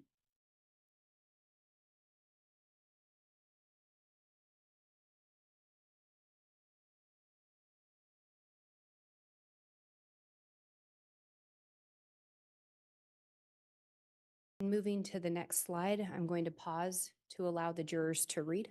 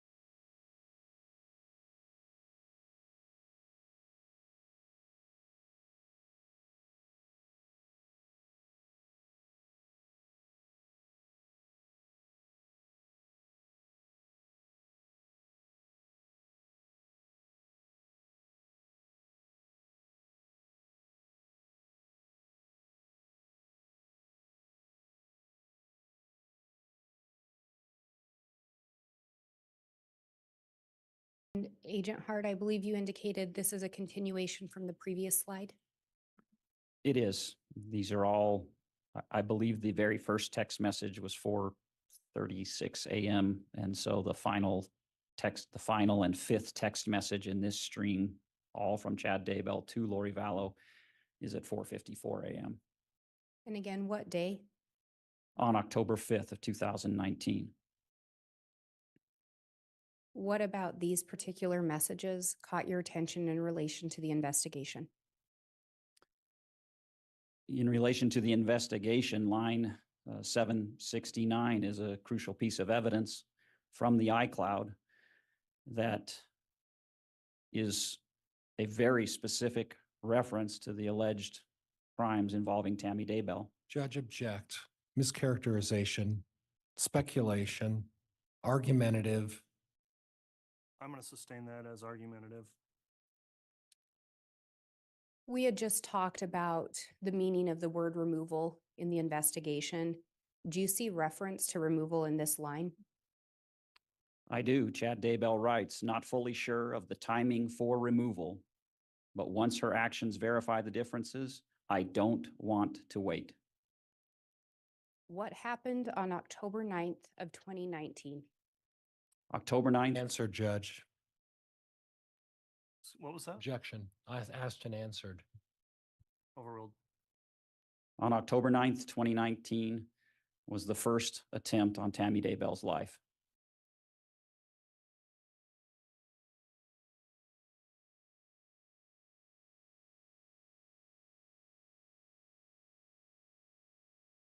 Moving to the next slide, I'm going to pause to allow the jurors to read.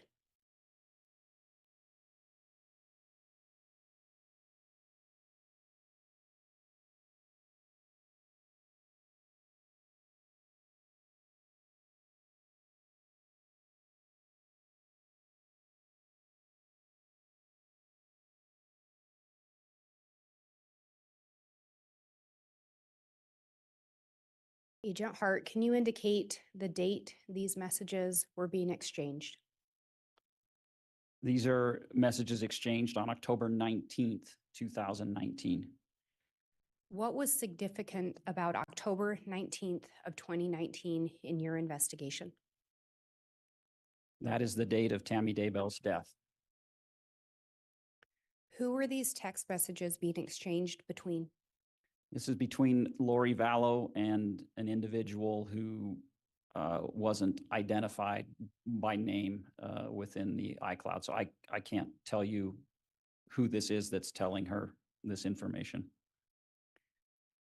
What was significant about these messages? Or let me withdraw that. What caught your attention in relation to these messages?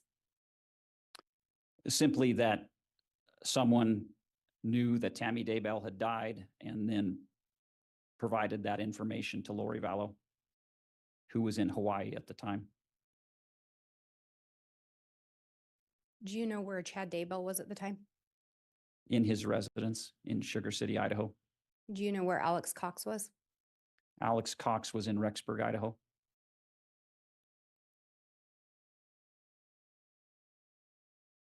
And moving to the next slide, I'm going to pause to allow the jurors to read.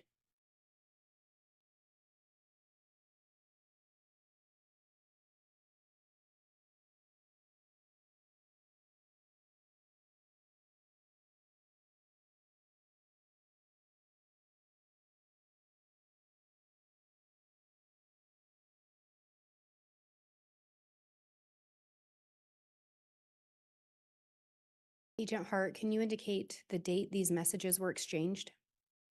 Again, on October 19th, 2019. And who were these messages being exchanged between? These are between Lori Vallow and Chad Daybell. What in relation to these messages stood out to you in relation to the investigation?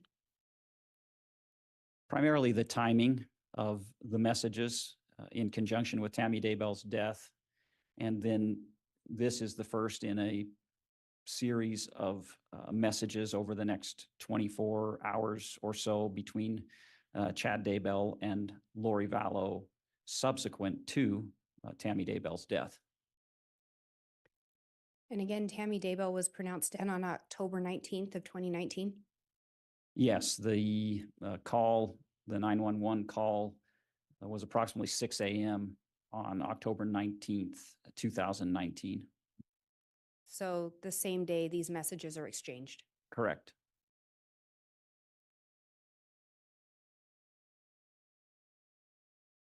Move to the next slide and pause to allow the jurors to read.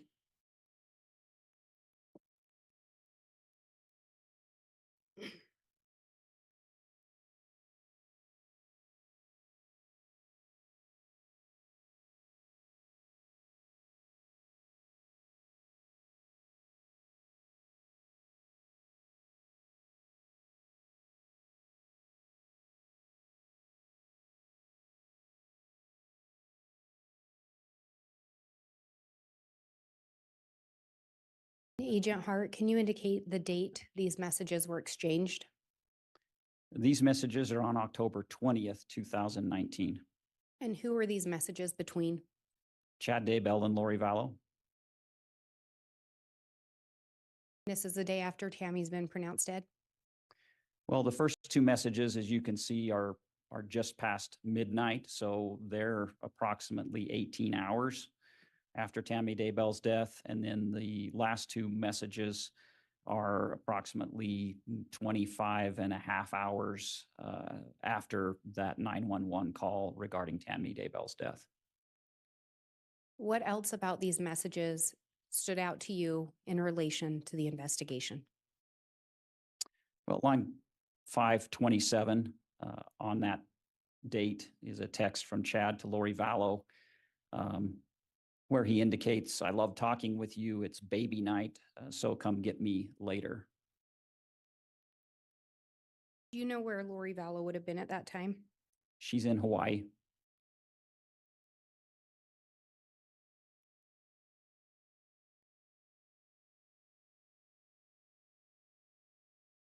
In the messages that you reviewed shortly after Tammy's death, any expression of grief by Chad Daybell regarding his wife's death? None. Any expression of grief by Lori Vallow? None. And if you recall, when you testified previously, you'd reviewed messages around the time of Charles' death, is that correct? Yes. Any expression of grief by Lori in those? None. Any expression of grief by Chad in those? No.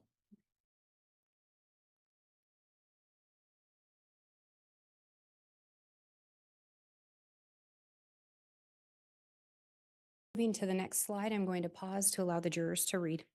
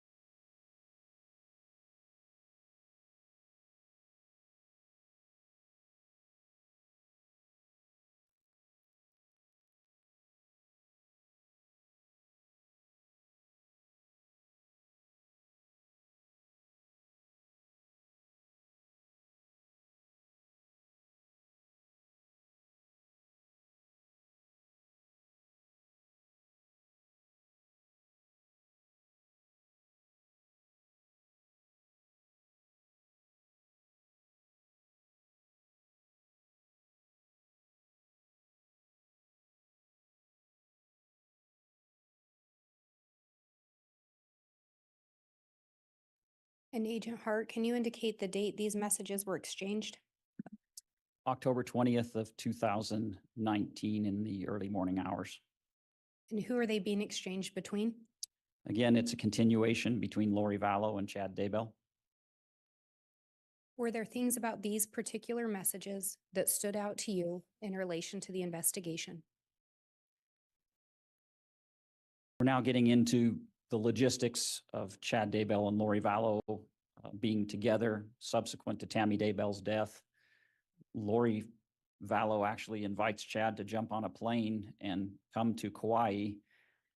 And Chad Daybell responds that she should come back to the mainland so that they can spend the night together on Thursday, and then indicates wanting to look for a condo so that they could return to Kauai at the first of the month, meaning November.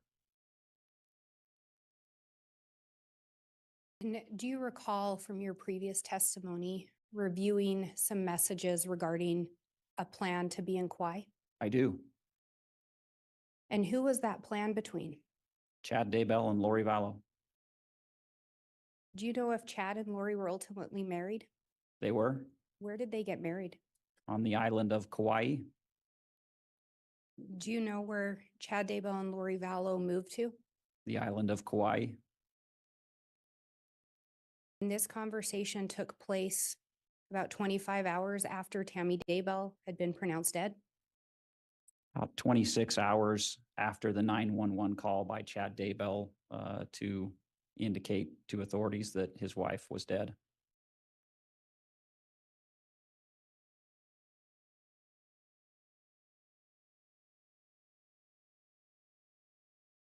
Moving to the next slide, I'm going to pause to allow the jurors to read.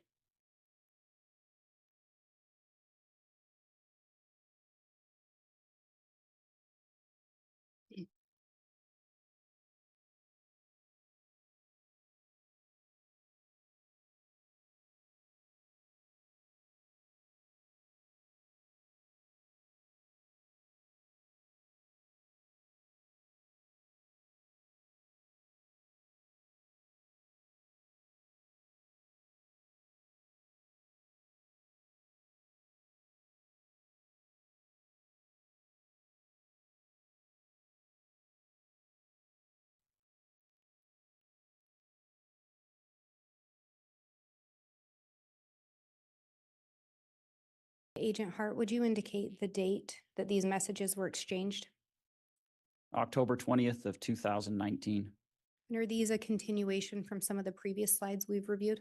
Yes, they are. And who were these messages between? Chad Daybell and Lori Vallow. In relation to your investigation, what stood out to you with these messages? Again, it's a continuation of the fulfillment of their plans to be together. The first line, 5118, Chad Daybell indicates a workout plan for Lily, who is Lori Vallow, that he wants to tighten his abs, get a full body tan, grow his hair out, and that it could be really good for both him and Lori Vallow. And in that last one, 516, do you know who Raphael and Lily is referring to? Those are, again, alternate names for Chad Daybell and Lori Vallow.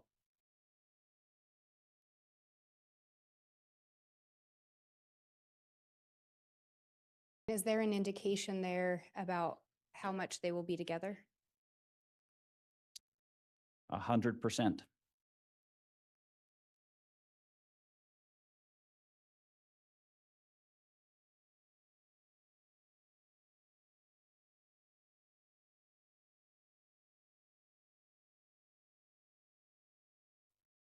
Moving to the next slide, I'm going to pause to allow the jurors to read.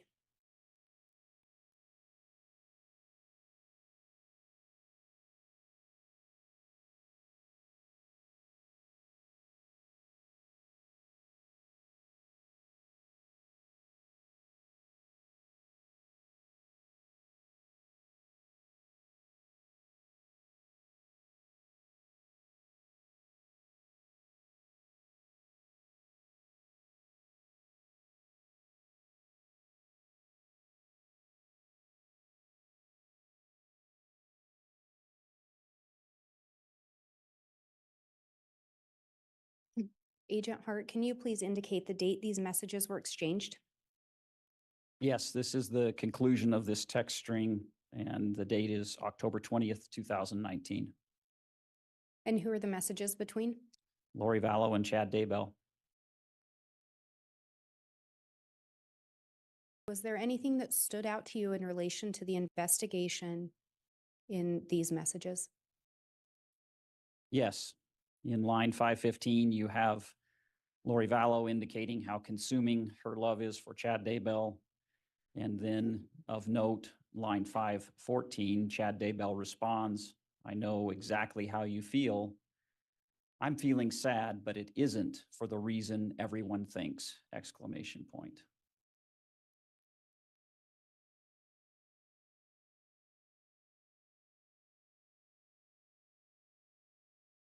Through the investigation, did you learn what the connection between Alex Cox and Chad Daybell was?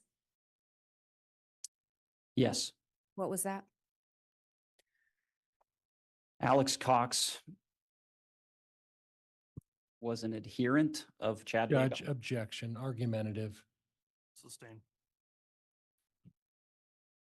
Did Chad meet Alex through Lori? Yes, Based on your investigation, review of messages, and other things, would Alex do as Chad asked? Judge, objection, argumentative. Overruled. yes, Did Tammy Daybell know Alex Cox based on what you learned in the investigation? no, she did not. Was the only connection between Tammy and Alex Chad? Correct.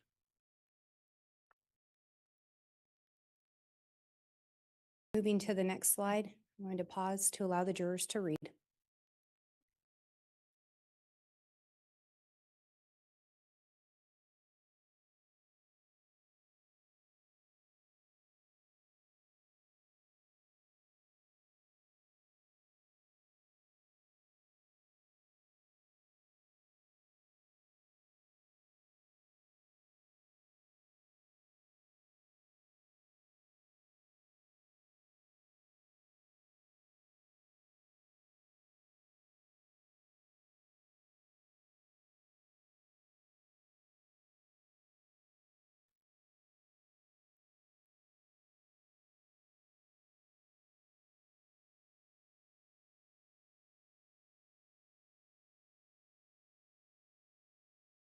Agent Hart, can you indicate the date these messages were exchanged? Yes, October 23rd of 2019.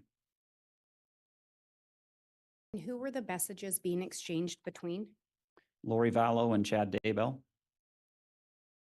And do you recall in a previous slide talking about a message where Alex was going to be told information also? Yes, What about these messages stood out to you in relation to the investigation? in relation to the investigation, primarily lines 482 and 481 stood out to me. In line 482, Lori Vallow indicates she's had a bad dream about Al. And primarily line 481, Lori indicates that Alex Cox would be the one they use to get us both. All this alone time is not good for him. So something that Alex Cox knows is a risk to Lori Vallow and Chad Daybell.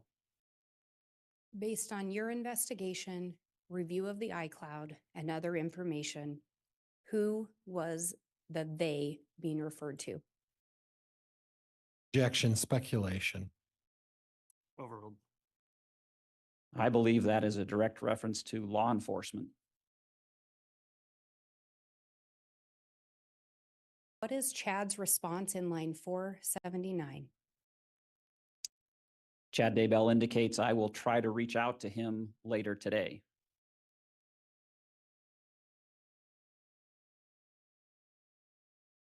So Chad was going to be the one to reach out to Al, Correct. and Lori was requesting Chad's help with talking to Al. Correct.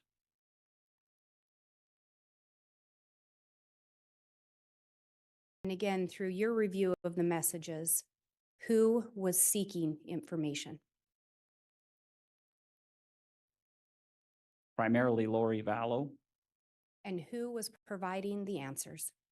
primarily Chad Daybell. I have no further questions. All right, thank you, Ms. Blake.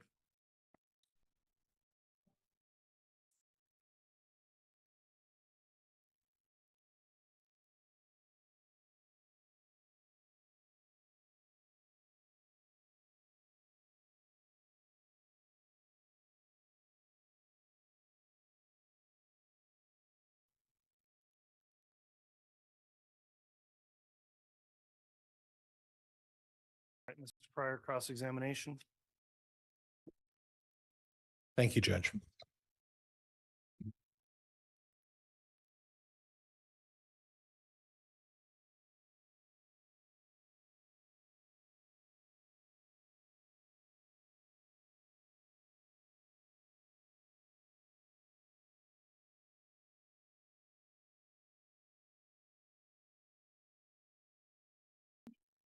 Agent Hart, there was a discussion about when you're investigating missing children, who the potential folks that you would look to if you were starting your investigation. Do you recall that discussion?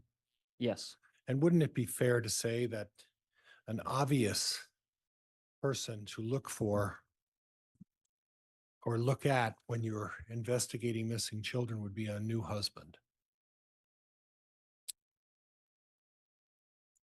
in addition to others, yes, we would look at the parent or the husband. I guess my point was you can't put blinders on. You can't exclusively hone in on one person at the onset of an investigation. Right. And it would be inappropriate to do that. I mean, when you're looking and conducting an investigation, wouldn't it be fair to say that any and all evidence that you obtain, you should look at all leads of evidence and not target your investigation in one channel? Would that be fair?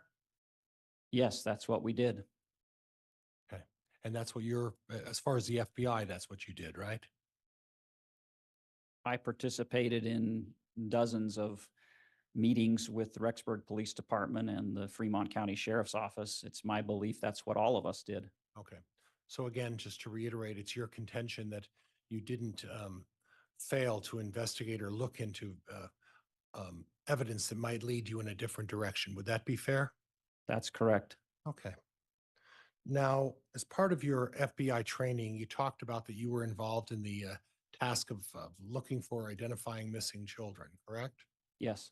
And as part of that FBI training, is it your experience or the FBI's experience that they ever utilize the use of a medium to try to locate or talk to children who have passed on? It's extremely common for people who claim to have those abilities to come forward, but no, the FBI does not employ mediums in its investigations. And I didn't say employ, I said utilize, but do you know the name Allison Dubois?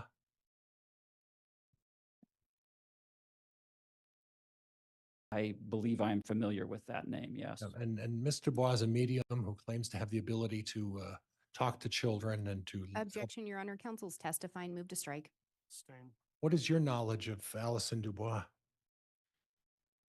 It's my belief that she holds herself out to be a spiritual medium. And that spiritual medium is being able to talk to children who have passed on? I couldn't say specifically what abilities she claims to have.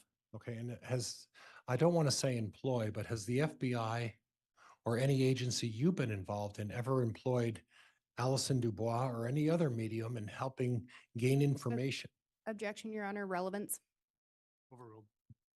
Gain information about the whereabouts or the circumstances surrounding the death of a children or anyone in particular. Well, Mr. Pryor, when I said employ, I think I mean the same thing you do as utilize, Okay. not pay money to. I am I've never spoken with Allison Dubois. I've never requested her services. To my knowledge, nobody in this investigation requested her services. Many times these people come forward offering their services and offering what they claim to have seen. So you are familiar that there are people out there who, as a professional occupation, claim to be able to engage in these spiritual exercises, for lack of a better word, correct? Objection, Your Honor, relevance. Sustained. Okay.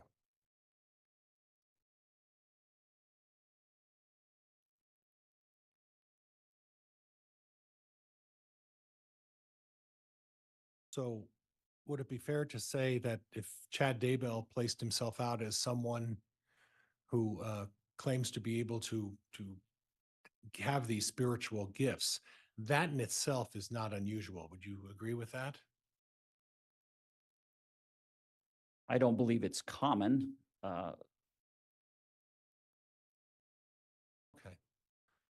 Your concern is that the number of text messages in reference to Tammy and the children, that's where you say that's where we potentially have a problem, correct? Given what happened to Tammy and Tylee and JJ, yes. Okay. Okay. Now, I noticed during your dissertation with all of your exhibits, on around 8/11, August 11th of 2019, it appears that there are some captions that were left out regarding a breakup between Lori and Chad Daybell. Do you recall that? I believe those were included in the first testimony that I provided a number of weeks ago. Okay, and those were not included in today's testimony, is that right? They were not part of today's testimony. Do you have a specific recollection of what was involved in the language that was used that you could read and provide us in terms of testimony regarding those emails? Yes, I can certainly give you my best recollection. It won't be verbatim, and if you want verbatim, we'd have to go back to the exhibit that was used during my testimony previously. And Judge, previously, the state and the defense stipulated to the admission of the Lori for Style contents of that particular account. I'm holding in my possession Exhibit 7U. I'm going to ask that the court mark this as an exhibit and move for admission by, I don't know that the state has an objection to that.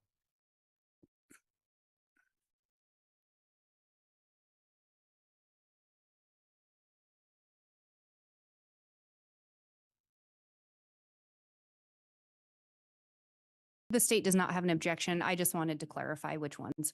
Very well. We'll get that marked for you, Mr. Pryor, and then. Thank you, Judge. Can you clarify what's in 7U? Judge, it's a content of approximately 4 text messages between Lori Vallow and Chad Daybell dating from 8/11 of 2019. All right, Exhibit 7U is being marked and will be admitted.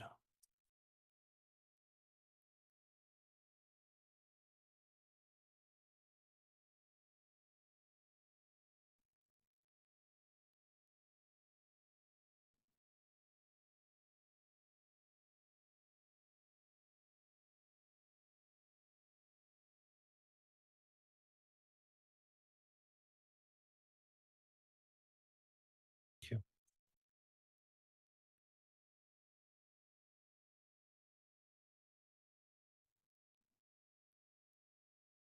Judge, may I have the court's permission to publish? Yes, And it might take me a minute, Judge.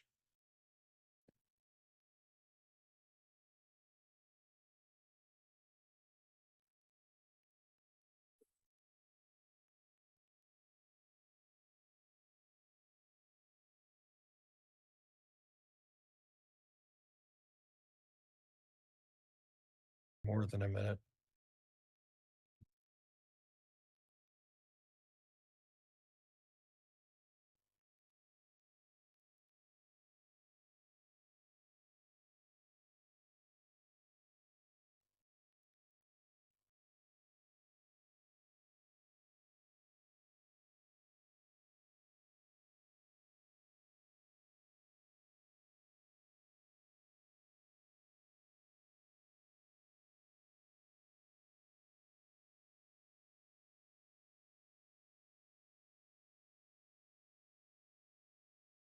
Judge, if we could start publishing.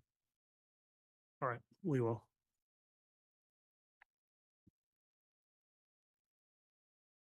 Officer, I apologize. Agent, line 856 talks about from Chad Daybell to Lori Vallow, the next 2 days will be torture. Do you see that? I do. Then there's a comment from Chad, makes a comment, and could you read that thankfully? Thankfully, I will be alone most of Wednesday and beyond. Okay, and then we go to line 854. Are these in, there's no text messages that are in between each of these, is that correct?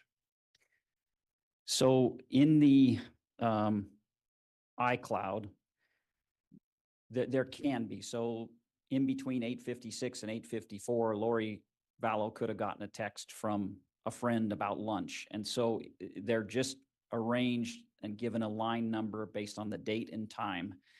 So that's how this works. Okay, so the time on the first one, 856, is at 9:56. The 854 would be the next correspondence from Lori Vallow to Chad, correct? Yes. And if you could read that entire text message starting with the word is. Is that what he wants? For me to sit around waiting for you endlessly and you miserably wasting time? It just doesn't feel right! Exclamation point. Okay. Now, you talked about the manipulation that was engaged in these, many of these, and you said, use the word many, from Lori Vallow to Chad Daybell. Is this an example in your mind of Lori Vallow again manipulating Chad Daybell? Absolutely. It was a two-way street. Lori Vallow would manipulate Chad Daybell and vice versa. Okay, and Chad's manipulation would be talking about the religious knowledge that he claims to have in this vast wisdom. Is that right? Yes. Okay. So on two levels, we have manipulation, at least according to you. We would have manipulation because someone's claiming to have some religious knowledge and espouses that by trying to impress Lori Vallow with that vast religious knowledge, correct? I think it's more than knowledge. I think it's direction. Okay. And then in Lori's case, this is manipulation and trying to get Chad to do what she wants him to do, correct? Yes, I would agree. Okay. Okay. And Judge, could we unpublish at this point to like move to the next slide? Yes. Thank you, Your Honor.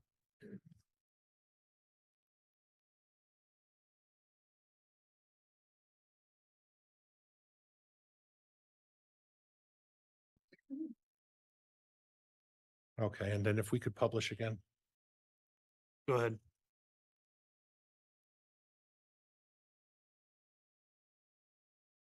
And again, on 811, it talks about Chad to Lori Vallow. I'm frustrated. I'm sorry, honey. And then let's go to line 843, which appears to have occurred at about the same time the first text. And if you could read line 843, starting with you. You can't just keep tearing my heart out. I really can't take it anymore. I'm sorry. Okay. Okay. And then let's go down to line 841 and start with reading that one for me. What about the past 2 days? I didn't even get to talk to you on your birthday. I'm clearly not a priority. I just don't want to be so sad all the time and do heartbroken. And again, in your professional experience with dealing with this case, is that another instance where Lori Vallow may be trying to manipulate Chad Daybell? Certainly. Okay, thank you. And Judge, if we could unpublish again. Yes.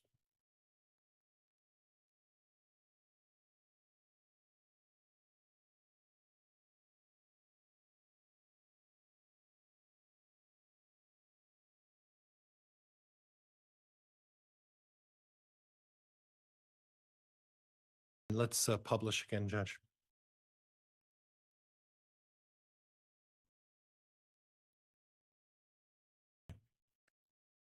And then if you would read line 840. If you really loved me, you wouldn't want that either. Okay. And then Chad Daybell responds. That was from Lori Vallow to Chad, correct? Yes. And then 2 minutes later, Chad discusses that he couldn't have talked, the girls were there. And then he expresses his true love for Lori Vallow, correct? Yes, And then if you would be so kind, 2 minutes later at 10:15, Lori Vallow texts Chad Daybell. And if you could just read the entire line starting with you. you should give all of you love and your attention to your wife and family. I'm just a distraction. Go have fun with your family. I really do want you to. I just can't be in the way anymore. If things change, then we can talk. But we have nothing until things change anyway. And once again, I don't want to keep reiterating this, but this is another example of Lori Vallow attempting to manipulate Chad Daybell. Would you agree? I would. Okay. And it seems a little bit final. And it seems as if that the suggestion here is on 8/11 of 2019 that there's a breakup between Lori Vallow and Chad Daybell. Do you agree with that? I do. Judge, we can unpublish this. All right.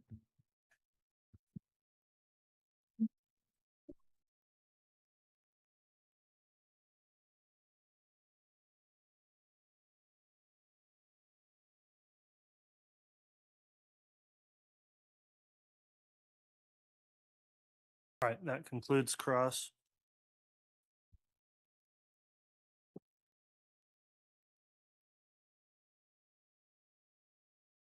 Redirect. Yes, Your Honor. Go ahead. Oh, I'm sorry.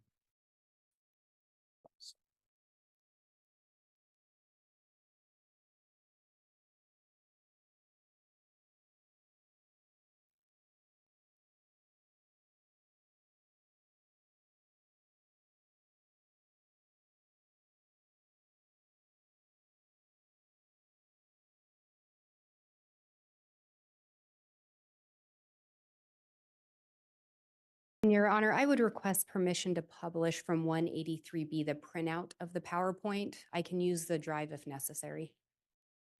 All right, we'll get you the exhibit on the drive.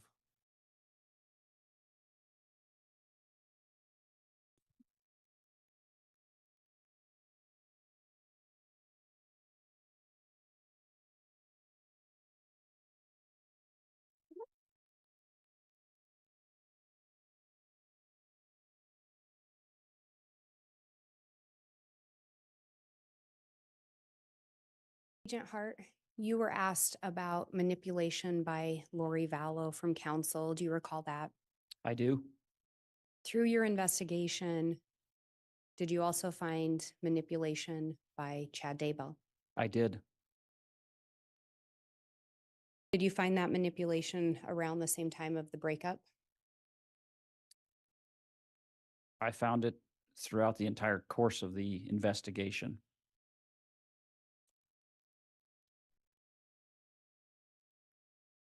And again, through the investigation and based on your review, who would determine someone was dark? Chad Daybell. Who would determine if someone was a zombie? Chad Daybell. Who would determine? Judge, I'm going to object at this point. It's going beyond the scope of cross-examination. Overruled. Who would determine death percentages? Chad Daybell.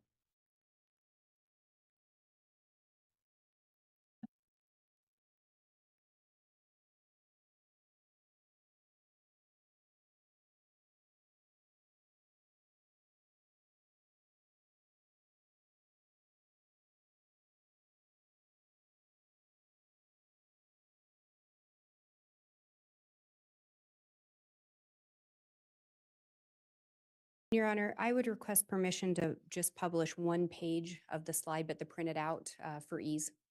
Yes, you may publish the printed version on the Elmo if you'll identify what it is when you do that. Yes, it is slide 18 from the printed version of Exhibit 183B.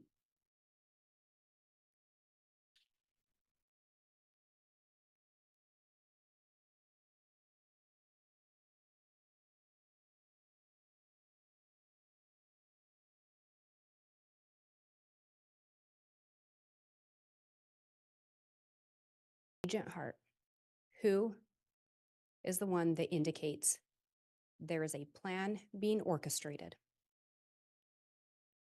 Chad Daybell.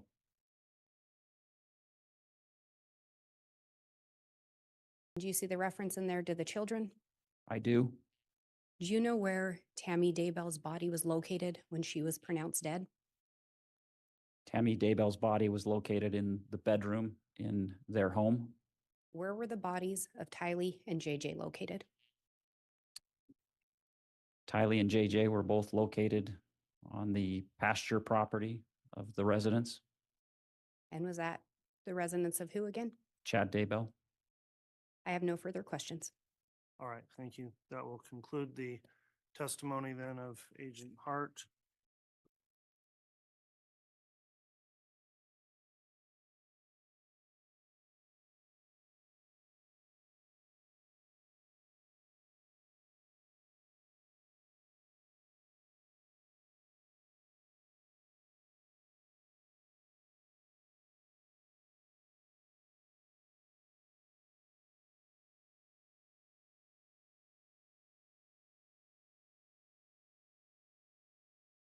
State have any additional witnesses to call in its case in chief? We do not, Your Honor. All right, so has the state rested at this time? Judge, if we may have a brief sidebar. Yes.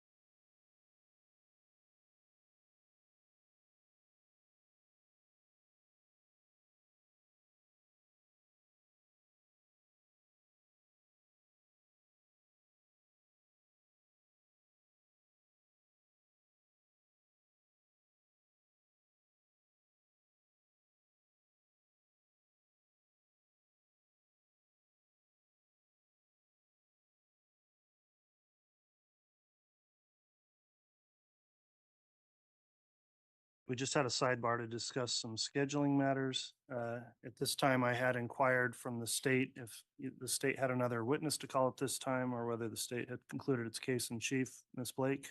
The state does not have any additional witnesses. The state rests. All right, the state is now rested. Ladies and gentlemen of the jury, in terms of our scheduling, that is going to conclude the evidence portion for today. We did not provide lunch today, believing we'd end here early. However, before you leave, you'll be delayed a little bit while the jury commissioner is going to just talk to you about a little additional information and scheduling at my direction. And so we will take up those matters with you shortly. And at this time, then we'll take a recess. And then if the parties wish to come back on the record for any motions outside the presence of the jury, we can do that as well. So we'll take our recess at this time and let the jurors be excused to the jury room. All right.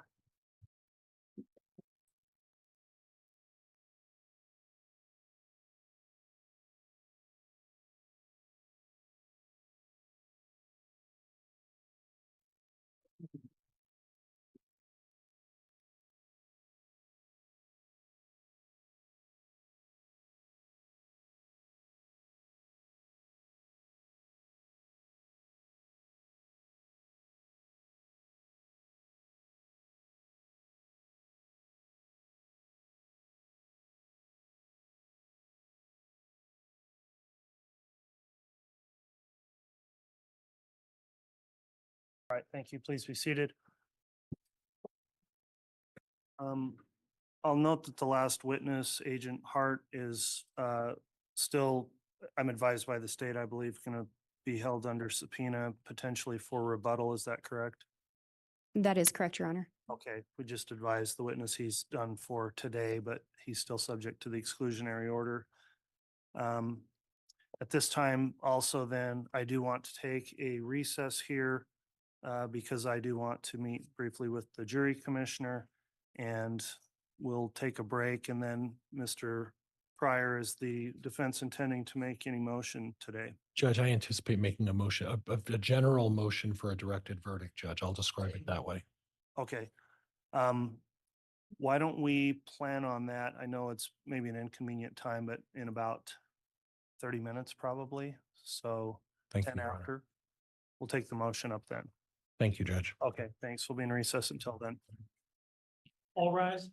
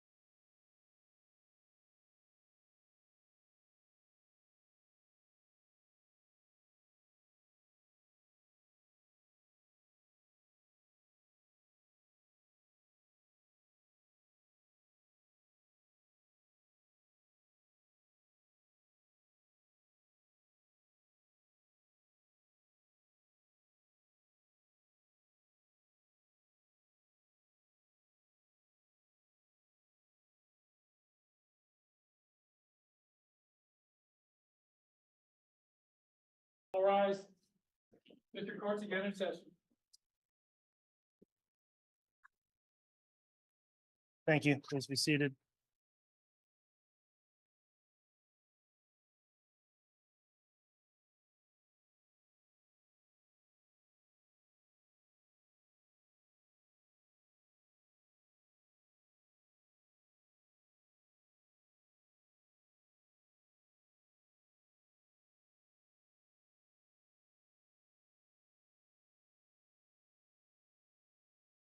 At this time, we're back on the record on case CR 22211623, State of Idaho versus Chad Daybell. The court will note that the state has rested its case in chief.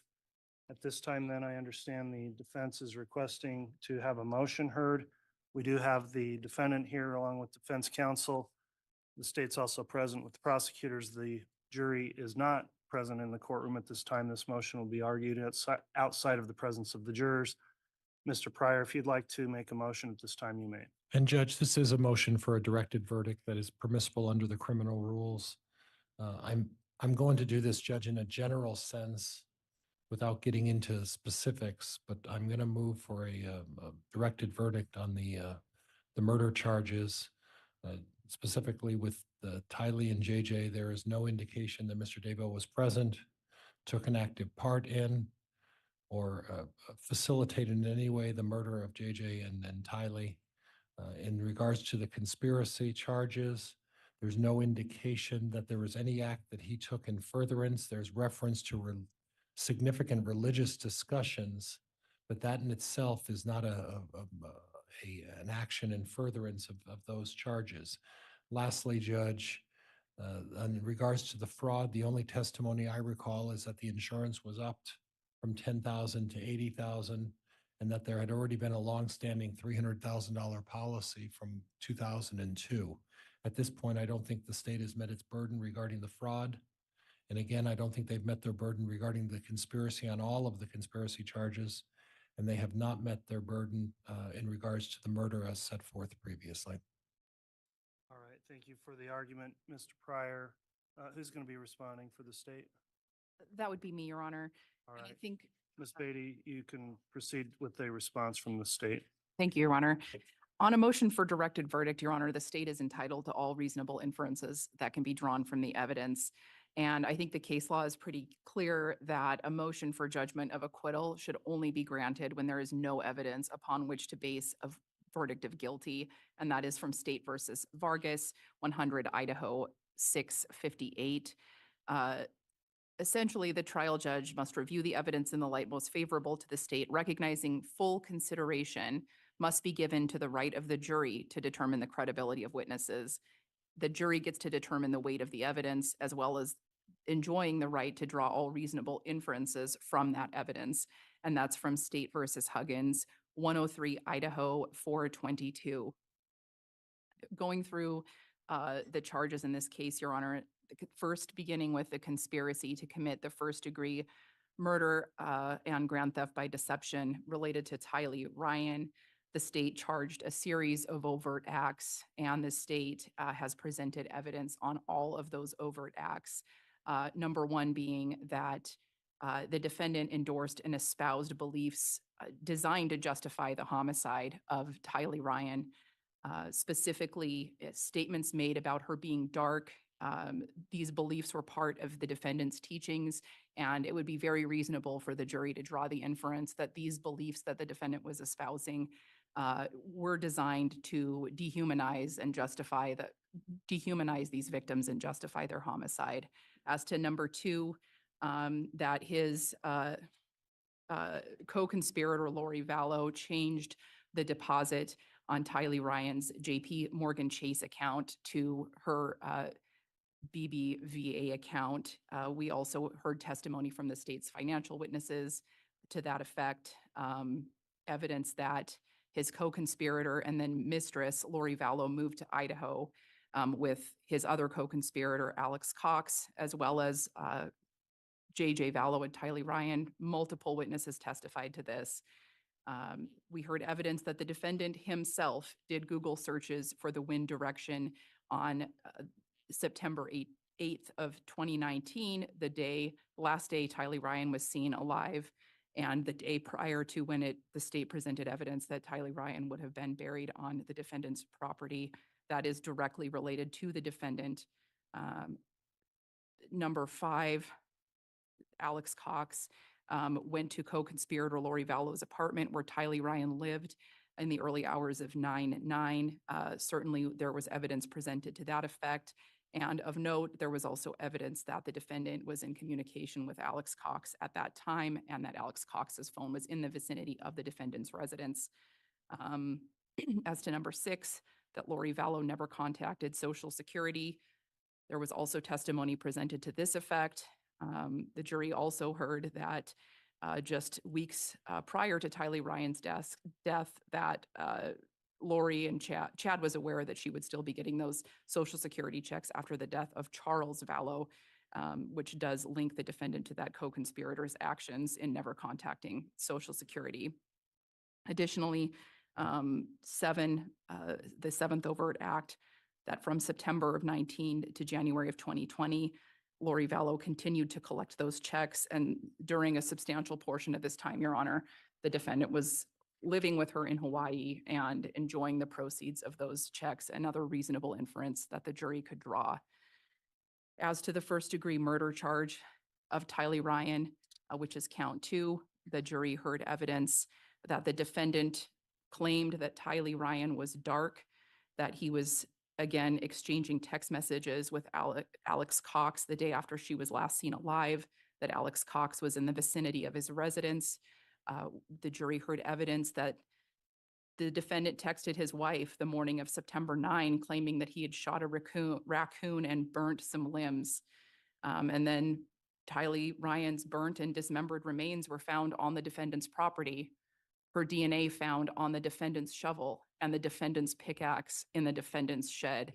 So I think there's ample evidence on that count, Your Honor, and I think that does not merit even consideration of a judgment of acquittal. As to count 3, I won't rehash all the overt acts because there is some overlap with the count 3 conspiracy to commit first-degree murder of J.J. Vallow. The first overt act we've already discussed, which is the evidence of those espoused religious beliefs justifying the homicide of J.J. Vallow.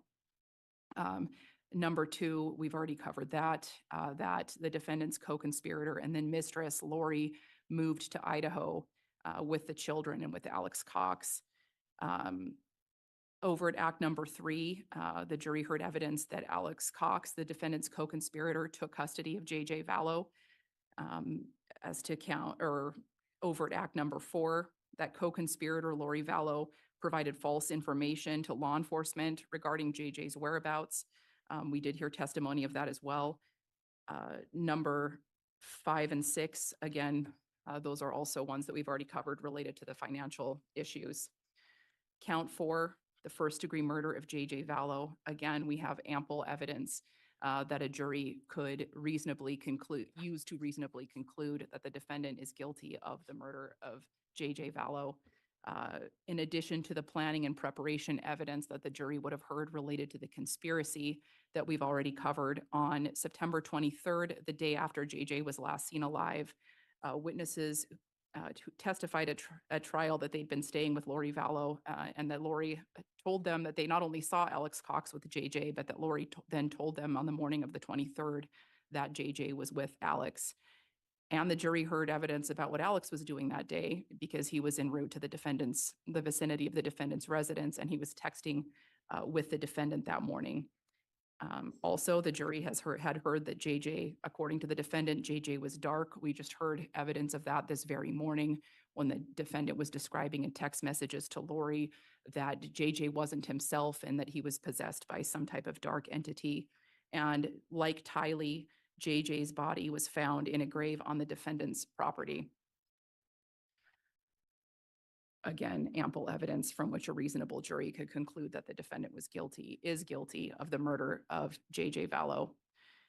As to count 5, the conspiracy to commit the first-degree murder of Tammy Daybell, again, the state alleged a series of overt acts and presented evidence on every single one of them. The first one, the espousing of religious beliefs, similar to the other two conspiracy-related charges. Evidence was submitted on that. Number two, again, we've already discussed that defendant's then mistress and co-conspirator Lori Vallow did move to Idaho, to where the defendant lived, another overt act. Count three, exchanging text messages regarding death percentages on July 30th. The jury did hear evidence of that. Overt acts 4 and 5, that the defendant and Alex Cox exchanged burner phones, that came into evidence as well. Overt act number 6, that the defendant's co-conspirator Lori Vallow exchanged texts regarding Tammy Daybell being possessed by dark spirits and being in limbo. The defendant and Lori Vallow were discussing that, and again, that evidence came in this very morning, Your Honor. Overt act number 7, that on September 8, the defendant signed an application along with Tammy to increase her life insurance policy to the maximum allowable under that policy. That came in via testimony and business records. Number 8, that the defendant's co-conspirator Alex Cox attempted to shoot Tammy Daybell. Evidence has been presented on that, Your Honor. Certainly, it's been a source of contention in this trial and a source of cross-examination, vigorous cross-examination, but ample evidence has been presented that that is exactly what occurred. Overt act number 9, that Alex Cox did multiple internet searches related to that shooting. Number 10, that Alex Cox went to the firing range in preparation for that attempted shooting. Number 11, that Alex Cox drove to from the Sportsman's Warehouse to the Daybell residence on the 9th of October of 2019. And number 12, that Alex Cox was near the Daybell residence on the 18th of October 2019 when Tammy Daybell died. All of those overt acts, the jury heard evidence on, and it would be more than reasonable for them to conclude that the defendant engaged in a conspiracy to kill Tammy Daybell. On count 6, the actual first-degree murder of Tammy Daybell, in addition to all of the preparation evidence that the jury heard related to the conspiracy, the defendant was telling numerous people in his life that Tammy was going to die soon. The jury heard evidence of that. They heard evidence that the defendant would send text messages to his mistress and co-conspirator Lori Vallow regarding how trapped he felt, but how freedom was coming. The defendant's mistress, Lori Vallow, was shopping for wedding rings before Tammy even died. The defendant then told conflicting stories about how she died, when she died. At the defendant's funeral, Chad claimed that he had miraculously asked Tammy for all of her financial passwords just days before his death, or her death. After Tammy's death, Chad immediately moved out, cashed out Tammy's life insurance policy, and went to Hawaii to live with Lori Vallow, who he married just 2 weeks later. And of course, the jury heard evidence that Tammy Daybell's death was ultimately deemed homicide by asphyxia. Again, we have ample evidence from which a jury could conclude that the defendant is guilty of the murder of Tammy Daybell. As to the final 3 counts regarding the grand theft and the insurance fraud, there were a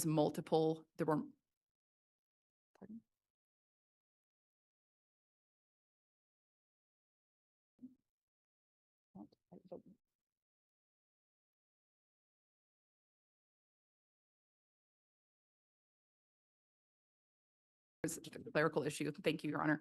As the final 2 counts of insurance fraud, I won't belabor this since we've already discussed it in the conspiracy portion, but the evidence does show that the defendant and Lori began an affair in 2018.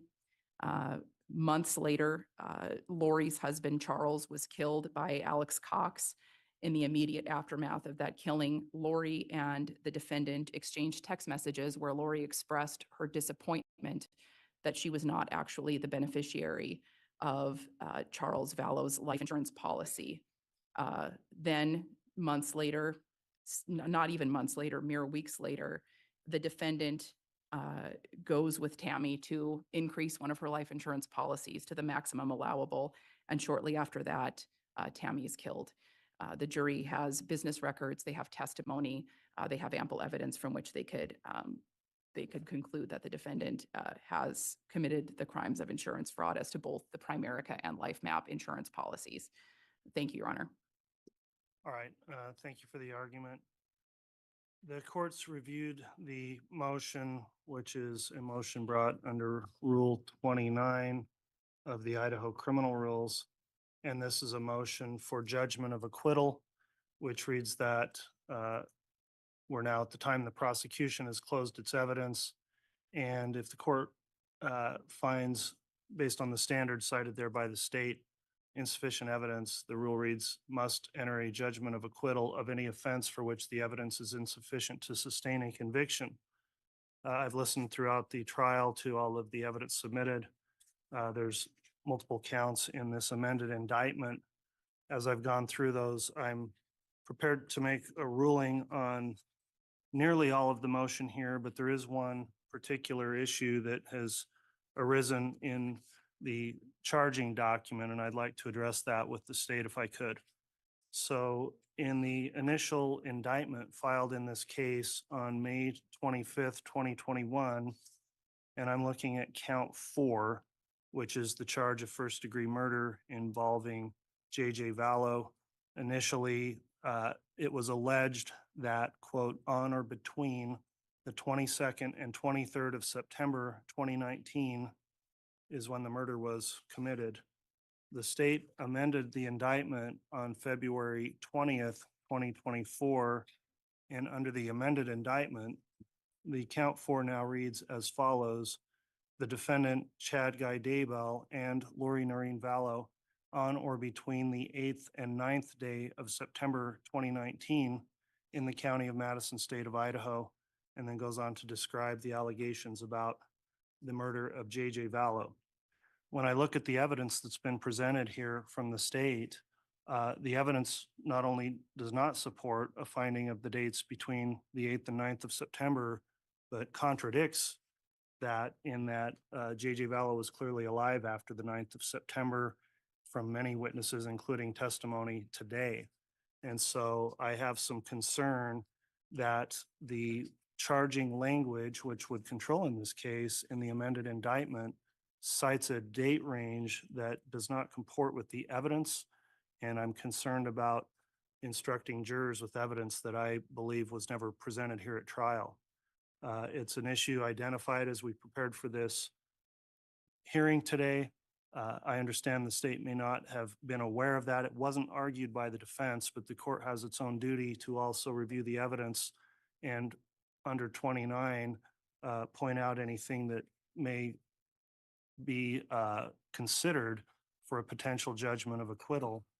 And so I don't know if the state is ready or willing to address the issue on the dates contained in count 4 now, or whether the state would like some additional time to look at the issue and perhaps come back a little later this afternoon and present some additional argument or authority. But I have a concern about count 4. The testimony does not comport with that. I'll note one additional point. We have an on or about instruction that's already been given and will be given. In some of the counts in the amended indictment, there are on or about language. There's also others that have on or between language. And in my mind, a plain reading of an on or between still gives a date range, but the range is from one date to another. And I don't know that that's the same as on or about, which allows maybe a further deviance of times listed in the charging information. And again, count 4 reads on or between the 8th and 9th of September. So, Ms. Beatty, do you have any response to the court's concern as it relates to count 4? And Your Honor, if we could come back and address that perhaps Monday morning, so we have the opportunity to review that prior to the defendant's case. I'm not sure anyone was aware of. And Judge, I need to respond for the record. Yes. Why don't you, I did say a lot there, and Mr. Pryor offered the state a chance to respond. Any response from the defense, Mr. Pryor?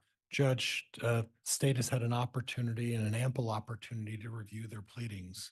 They've made amendments of those pleadings once, and we had a hearing on those amendments in which I agreed they could make whatever amendments they wanted. And now we sit on the eve of the defense starting their cause. The state has rested. The defense has made a motion under Rule 29 for a directed verdict. I don't think this gives the state the ability to make any modifications or amendments after they've rested their case and at which time I've made a motion for a directed verdict. That motion for the directed verdict, Judge, tolls the state from making any further adjustments to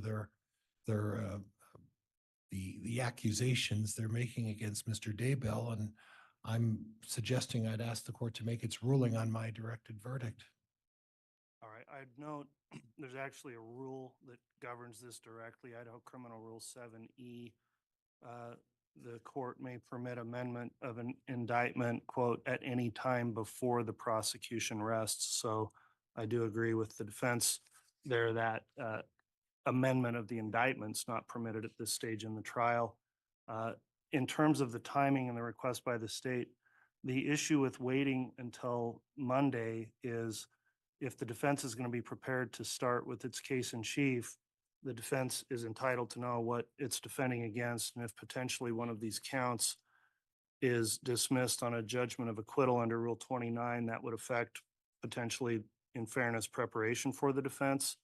So in my mind, it's a fairly narrow issue where we have a filed amended indictment.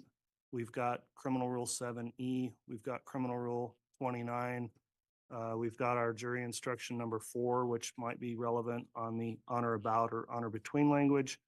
And I think with the prosecution team all here, I'd like to get this done and determined this afternoon. So it might feel like quick timing, but I'll give the state 2 additional hours to prepare for any further argument or authority. And we'll come back on the record at 2:30 for further argument and potentially ruling on this, including all the remaining counts as well. So we'll be in recess until 2:30 and we'll come back then.